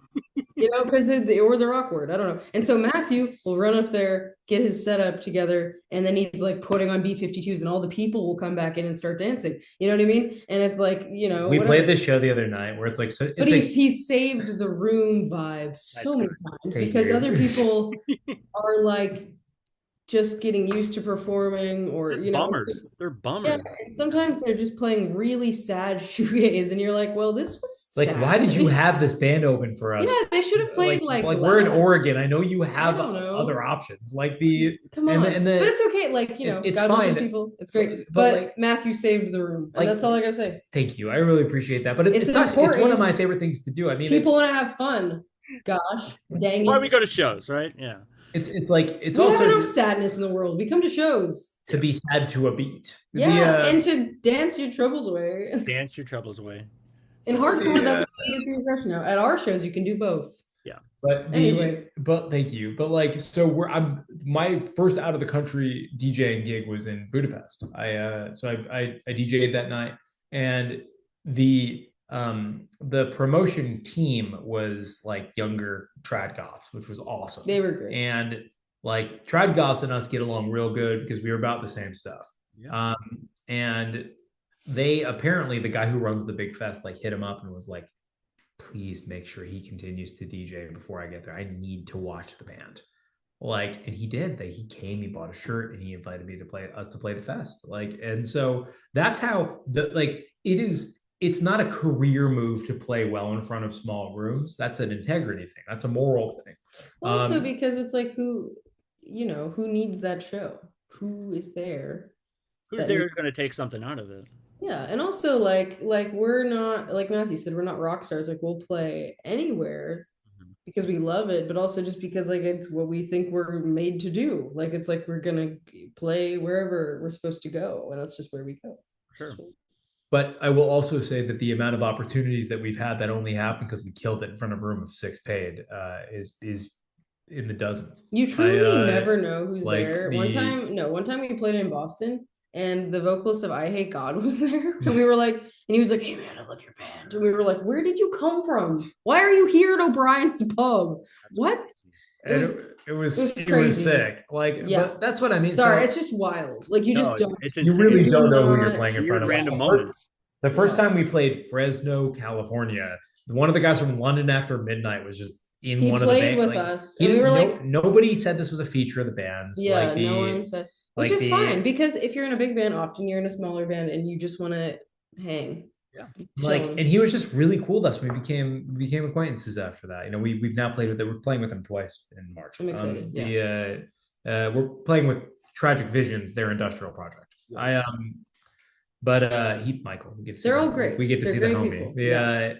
But like, you know, your question of like what's the dynamic difference between this is really just my wife and I. And like I will say again, like this will continue if for some reason like Henry like had other things that went on in his life and he needed to move on. It would be in I can say with my entire chest that it would be the kind of thing that would be a slow departure where somebody was to come take his place under his wing. It's like he's that involved. Mm-hmm.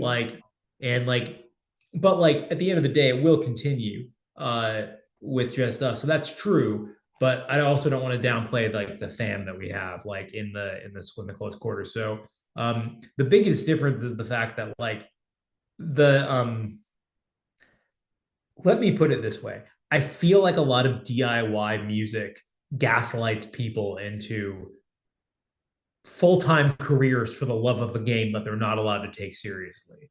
And which is some manipulative ass BS. And like the amount of times, like I'm just put yourself in my shoes for a moment of writing punk records for 20 years, writing the records, writing the drums, the bass, the guitar, the vocals, getting people together to do it, naming the band, spending the money, going into the studio, even if the studio is like a singular mic, planning shows, like printing merch, paying for merch, renting a van, all these different things. Sorry, and it's a lot. And then just imagine like you're doing all that, and then people are just like, "Oh, it's hardcore. What do you mean it's a career? You can't talk about it like that. You care about this?" And you're like, literally, who are you? And I'm like, I get it. I understand that's kind of what makes hardcore beautiful, but like, it's also what makes me play. It's frankly what makes me play gothic rock. But regardless, I also know that there's a lot of unbelievable homies we have in that music scene, and we play there a lot. So it's not an issue, but. Love of the game is great, but at the end of the day, all you have is a glorified hobby, and that's great, but that's not something that I'm going to suffer for. I'm not suffering for a glorified hobby. I am suffering for something that I think will build a house that I can live in. And like, I don't mean physically, I mean like a life I want to be a part of. But also a house, perhaps. Perhaps a house. But what I'll say is this, we've had pretty much the same cast of characters the whole time. We had mostly repeat fill-ins that just got big boy careers, and they went on to do that. Shout out Eric Raven. Sometimes we bring our friends just on tour to like run the track and just hang out, and I give them a per diem. It's so much fun because it's the thing about goth, you know what I mean? Yeah. And hopefully Hayden's bringing his 6 set to do some percussion. It's not hopeful. It's actually happening. Like I don't know what's going on. Yeah, I just work here, and then I come up and I'm like, Matthew, what's going on? And then he's like, this is what's going on. And then and I do work here in a managerial way. But Matthew is the guy, and so I'm always like, what's happening? You're just the server in the front of the house, aren't you? And that's what I want. She's the trophy VP. Listen, I don't want to be a boss gal. Okay, I like being a housewife. It's my favorite thing. There you go. I'm good at it. Yeah. Sorry. Also, no, see, I'm married too. Me and my wife have been together. Oh my gosh, we're coming on 18, 19 years now. Let's go. What's your wife's name? So what? What's your wife's name? Shannon. Shouts out Shannon. Yeah, shout out to Shannon. So she's very like camera and vocal shy. So she if I called her in here, she'd be like, no. So but tell her we said tell her we said go birds. Don't do that. Don't do But like, so that. the difference between that sort of thing is that we've like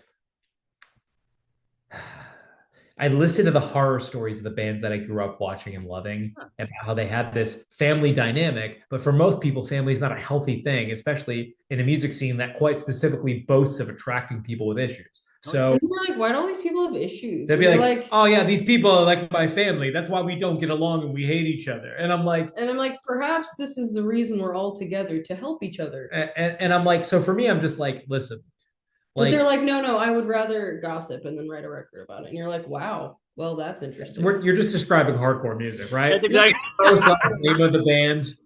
Me and my friends don't like you. Yeah. My friends in the world also will never understand me. Next track. I don't like God and or my dad. Hard to say exactly what it is I'm writing about. But then the last one is Here's a cover. No. The one after that.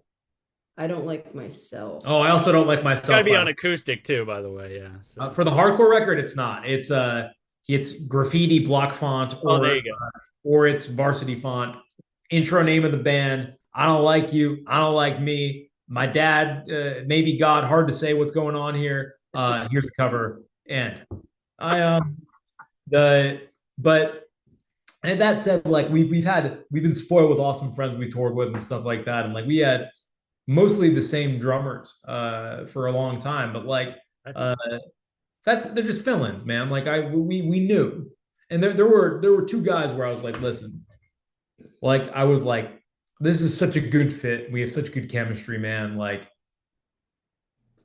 I'm actually willing to pay you rent if you just do this full time. Yeah, for sure. And the thing is that like that, like the two guys that did that with us, they just have like full time like finance careers or they are maybe now they have like a side job, but they're musicians. Like we have a friend on the West Coast who's in like 3 other bands. So we, you know what I mean? We would have like an East Coast and a West Coast drummer, and we'd be like, which one of you is free? Because we're going over there, you know? So we'd be doing that. But then, you know, like they can only take a certain amount of time off. And see, this brings us to our next point, which I'm going to declare it's a point, if I may. Where's the whiteboard? I feel like a pointing ruler, just like the. Okay. But yeah, is that here's the thing.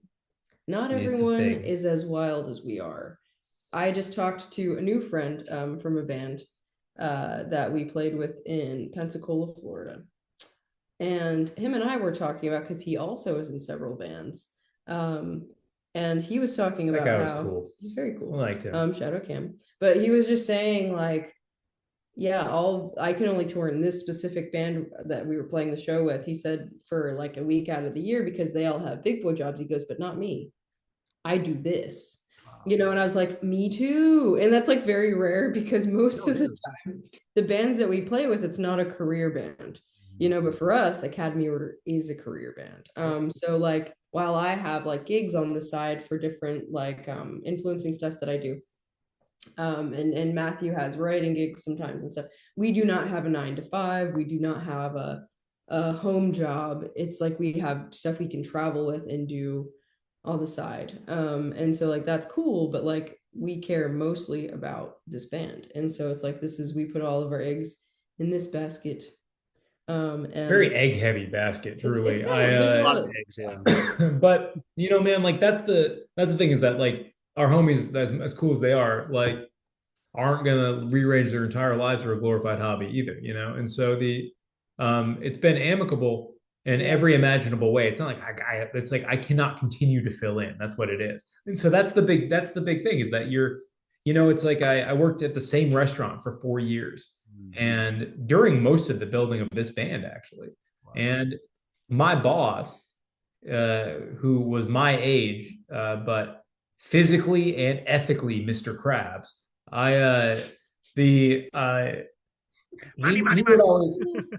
We got along incredibly well. Like I didn't even have I ended up I lived 5-minute walk from the location. And we just got along real good. I didn't even have a schedule by the last year and a half. If I was home and felt like working, I could. It was awesome. It was great. I small talk and cardio for a living, so great. But he would always tell me, it's like, yeah, man, like you don't have people here. You expect this is the restaurant industry. You expect them not to be here. Yeah, Like, turnaround rate has got to be crazy. So Oh and yeah. it's like, and it's not a corporate restaurant, so it's a little different. That's Like gonna be it's really a mom and annoying for pop, so you Texas. get lifers or long term peeps. But like the Yeah. bartender there has been there for 10 years. So Um, there's your core people. but like for me, it's like with music, it's like there have only been three drummers from My Chemical Romance: the founding one, the follow up one, and then a fill in yeah, who I don't even know his name for the last 10 years. I know. And I call him the not Bob, yeah, So and so like the thing is that like with stuff like that, like that's what you hope for, yeah, and maybe there will come a day when we're a big enough band that we have long term fill in money. But like, I can't pay $200 a show when I'm getting handed $100 at the door some nights. And so, one, I'll say this for our sound, live drums are no longer an essential. Um, yeah, we haven't even had a guitar player live for a year and a half. It's Mhm. not even an important feature of anything. yeah, I, but there have only been two times where I was like, "Holy goodness, how did you know all of this ahead of time and still end up so terrible at talking to people, man? This is crazy. Like this is the like there have only been two times where I've been like, this is not an amicable split. Goodness, you have to go.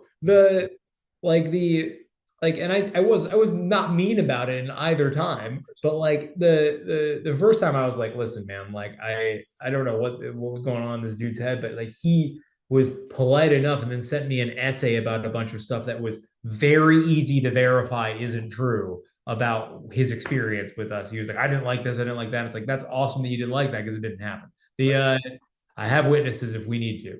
But that I didn't even respond. I was like, okay, that's great. I'm really glad you're not in my van. right.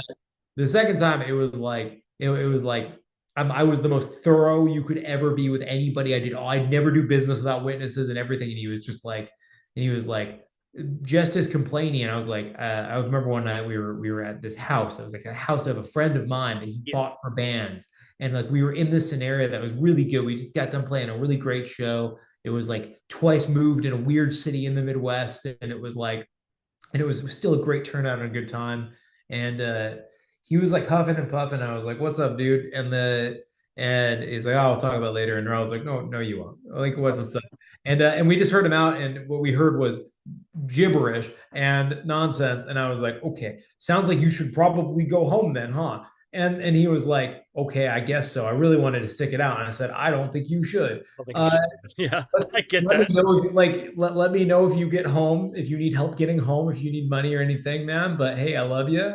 God bless and be good. He lasted 6 shows with us, and from that day forward, I never hired a drummer. I again, but like you asked to answer that, Yep. hopefully answered your question. Yeah, of course. Is the difference is this thing belongs to us. We can decide how she runs, which puts the emphasis and the importance on us to be people of integrity. Yeah, of Uh, and how that ship runs is a matter of our decision making.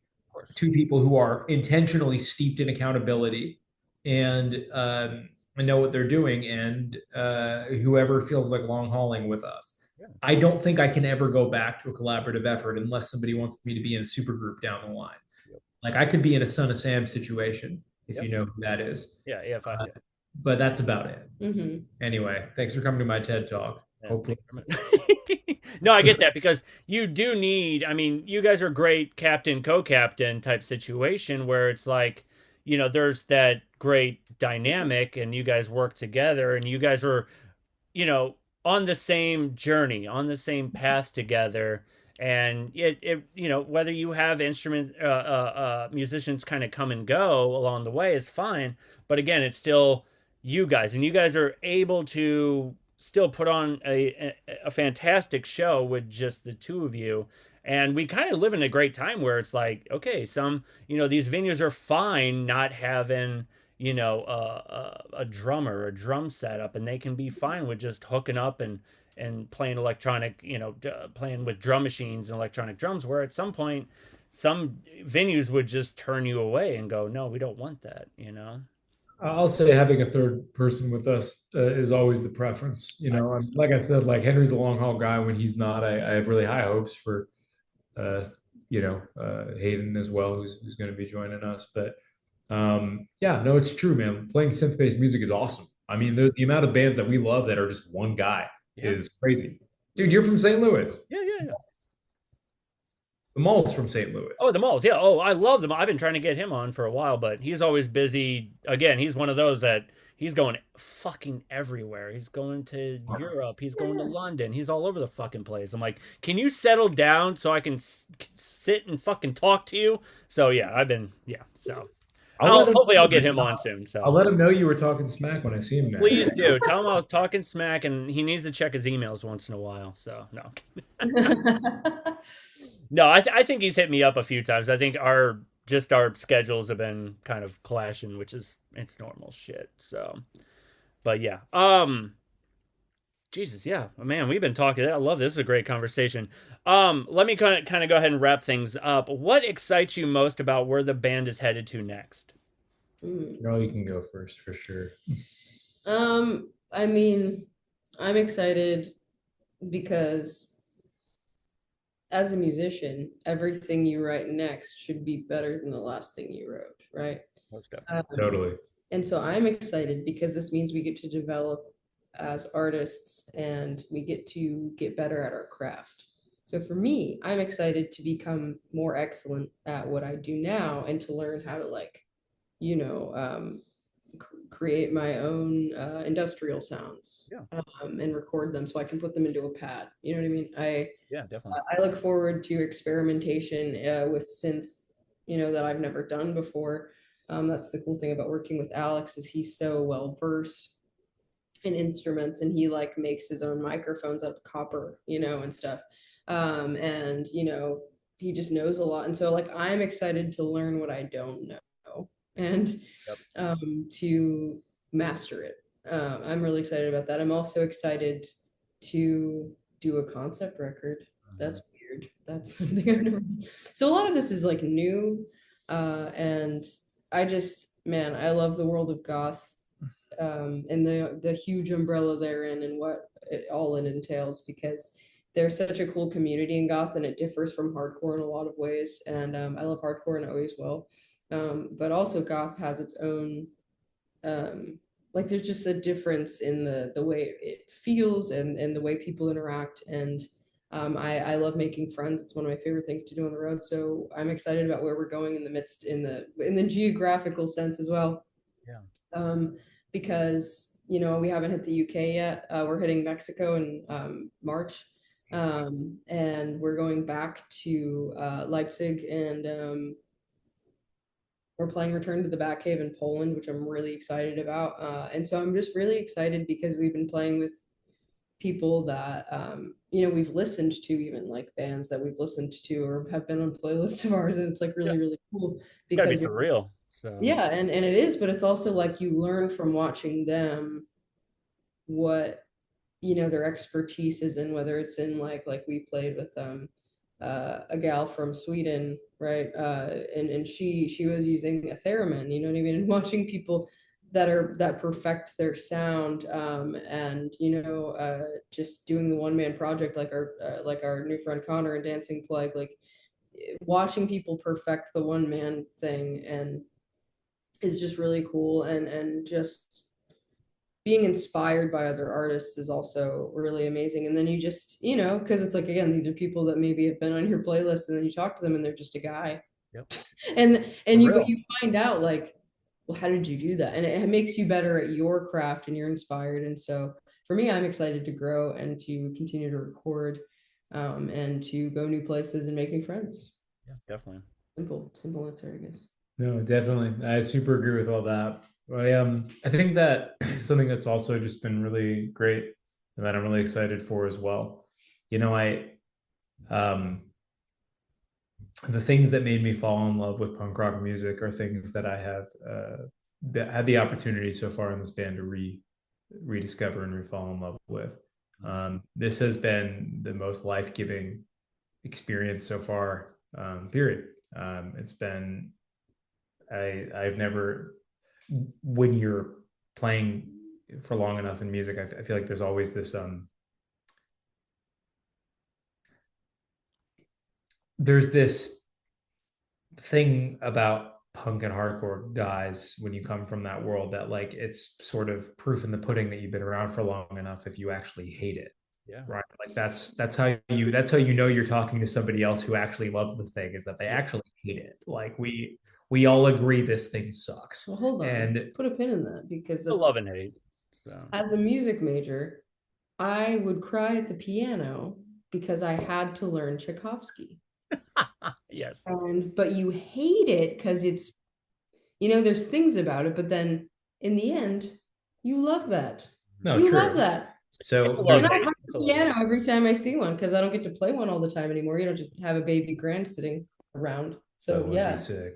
In the same way, we went to a hardcore show and Matthew leans over and he said, I was kidding about hating hardcore. I love this place. And I was like, you say that every time. Every time.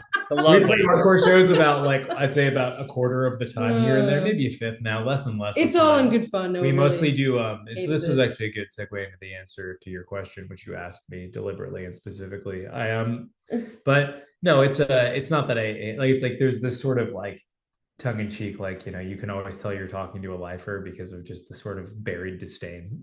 The but the thing is with this band, it's been the kind of the exact opposite, man. It's been revitalizing my love for all things subcultural.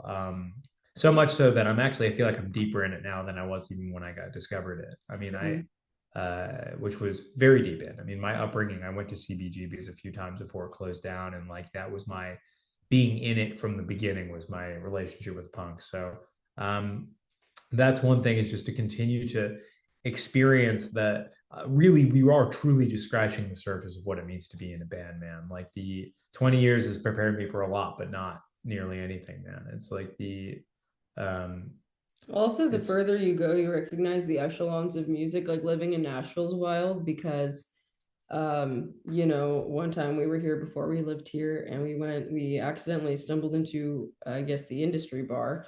And people from Sony and Apple Music are introducing themselves, and you're like, oh, right, there's like yeah, like real, young blood real was at the same people. coffee shop as us the first time we were hanging out in the Yeah, city. Like it's the and like and that's the thing is it's not like a name drop thing, but it's more just like you forget that it's really caused a lot of humility in me personally because people get this idea of like what is big to some. So like you would be shocked the amount of festival promoters that we work with who don't know who Cold Cave is, for example. yeah, and we're like, And we're what? like that band is Because it's a large. big band to That band us. is larger than life. They're coming on 20 years. What are you talking about, They man? play darker Like waves. they Play massive fests in like Europe. the but I don't say that. I'm just like okay, yeah, like and that's the thing is that like um you know I think that one thing I'm looking forward to is just like uh when you build something together, it's exciting. Like my team and I were building a fun thing and playing art and writing more and more exciting stuff. I mean, imagine being, I'm trying to think of putting myself in the headspace of being like Gerard Way 25 years ago, being this like chubby comic book nerd who loves dark stuff, Yeah. and eventually starting a band with his friends that would go on to become as big as Queen, like um these are exciting and very tangible pursuits, but in the meantime I'm making some of the best friends that we've ever had, and the ride is super enjoyable. I'm not waiting for the day when it pays off. It's paying off now. I'm enjoying, and so what that looks like is exciting. Growing as a songwriter is something I'm super excited to continue to do. But I think that I'm also just really excited because it's just people forgive me if this sounds corny. I just like as much as I love the love of the game aspects of punk rock that I've always been involved in, like being able to be respected as an artist and having like fans Yeah. that I'd love to be friends with them, but that's not their primary interest. Is they just appreciate what we've made and bled into is like an unbelievably rewarding experience. Yeah. That's And true. it's like I'm sorry if this sounds like a little schmaltzy, and you don't have Jews in St. Louis, do you? The yes. like five, okay, sure. Like where They live by the synagogue, so cool. There's at least 10 that based on that description. It's good. I'll have to make sure I don't overload the zone by hanging out there too No, often. you're good. Yeah. But but it's just a very validating thing to be in a position where like your art is respected as art. Yes. Like I love the community aspects and like on the set that like and I mean that. It's my bread and butter. It's why I want to be there. I love these people. Like I care about them a lot. And I love making these friends. We have lifer family type friends now, and I'm sure the numbers will only be added to. But um to be respected as an artist is something that I've never experienced. They don't do that in punk for a lot of the time, and that's not an issue. That's kind of what makes punk rock. That's cool, but to have people tell me that music has impacted them that I've written is hugely rewarding. 100%. And to be respected like to be respected enough to be treated like an artist. As un-DIY and un-punk rock as it sounds, is something that I'm excited to continue to experience. And then I get to make friendships voluntarily, which I am looking forward to as well. So forgive me if that was wordy. I just No, that was sorry, I didn't mean to cut you off, but that was 100% perfect. And it's what it is. I think there's a lot of people that come into the music scene and they don't fully accept or embrace the love of the community, where there's people who are willing to, who are moved by what you make, or just, the scene could be life changing and put them on a path that betters them. And I think there's a lot of artists that just go, well, it's love of the art or blah blah blah, or unless they're just humbling themselves. But it's like, no, you have no idea that you are making an impact on a lot of people and you just don't know it. And you need to get out of Honestly, your head and focus on that too, which will help build and further your love for everything. yeah. Honestly, I like forgot all about that aspect until you were just talking about it. I was like, oh yeah, people like buy our CD and then listen to Yeah. it. I I mean, you like, guys sold out all your vinyl for that, for the album. Like, I mean, we sold out our vinyl in less than a year, which was hugely it's fucking huge. humbling for me. Yeah. I and now mean we have that to make more because we people are like, I where will is Do. say Yeah. selling out that record in like four different formats was crazy. But like also just the having tapes were so cool. They were red, clear red. like having I will say this, like also just having the sort of cosign and friendship of a lot of people that got me into music has been massive. And I'm sure I'm just scratching the surface, man. Like that's been one of the most rewarding things. All I can say is that we're super enjoying the ride, and I am thankful that we're just getting started, dude. Like we're Yeah. this is not a band that we plan on hanging up ever. Actually, like this is more of a Morrissey situation than a Smiths one, if that makes sense. The only other thing I will tag on this that I'm very excited about is that I'm really enjoying DJing and getting to know music like that. So I write for a couple coverage magazines, which means I get an influx of new music a lot anyway. Um, we get to talk with other guys like you who are creating media and making conversation based art as well, which is awesome. We do radio shows a lot too. Those guys are secret geniuses. Y'all like podcasts and radio heads, like y'all are doing something that I do not have a personal passion for on that side of it. Yeah. But I so have a passion of appreciation for it No, because I it's get a media form that is frankly disrespected. it. Mm-hmm. It's like the radio is an important part of music basically up until yesterday. It's like and so the but the the more that we I interact with people who are like band guys who got me into music and are like, hey, you're doing something cool and important. Um, I understand that we're not having a private conversation right now.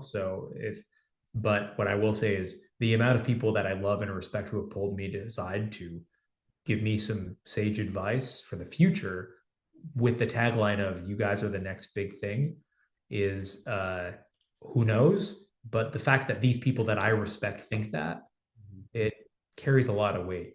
Yeah, for sure. Everybody's got a complex until they don't, right? So I don't know. I'm just very excited. I can't wait to be 75 and complaining about the vegan options like Morrissey. It's going to be awesome.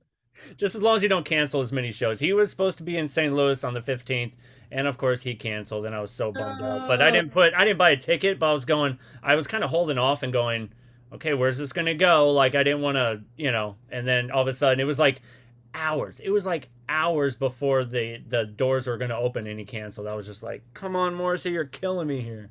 So All right, dude, that's rough, yeah. man. The only time I've ever felt that pain is I was gonna go see the Distillers with my friend in Philly, and then they canceled because I guess one of their members was sick, and I was like, but no. I was so excited. oh my god. Hopefully we Well, get to play St. Louis before too long, man. I hope I so. hope I'd love to see you guys. It's What else incredible. Love your music. do you do? I don't Carbondale. remember. Carbondale. That's probably Well, what other cities do you travel to for shows? Um, well, I mean, it depends on if it's small shows. I don't like big shows would be Kansas City or, obviously stick around St. Louis. But sometimes, if I need to go to, Belleville or, any other sort of smaller, I'm fine with traveling where it's like, oh, I got this basement show and I'll be fine with that. You know what I mean? So if you're talking literally about, haven't played St. Louis yet, so yeah, I would love to see you guys here for sure. And I'll put in some recommendations. After the podcast, I'll send you a few venues that you guys would love to play. So Yeah, man. absolutely. I haven't played St. Louis in any band in like 10 years at least. So. it's fun. It's fun. You got to try the pizza, so it's good, and the toasted raviolis. So I keep hearing. Toasted The other thing I raviolis. will say, and I will shout out, is Country Grammar had a profound impact on me. oh my God, Nelly, yes, for sure. Love that guy. So You no, can He knows all of the words. You can find me in St. Louis. And then I can't say any more words in that song. That's the yeah.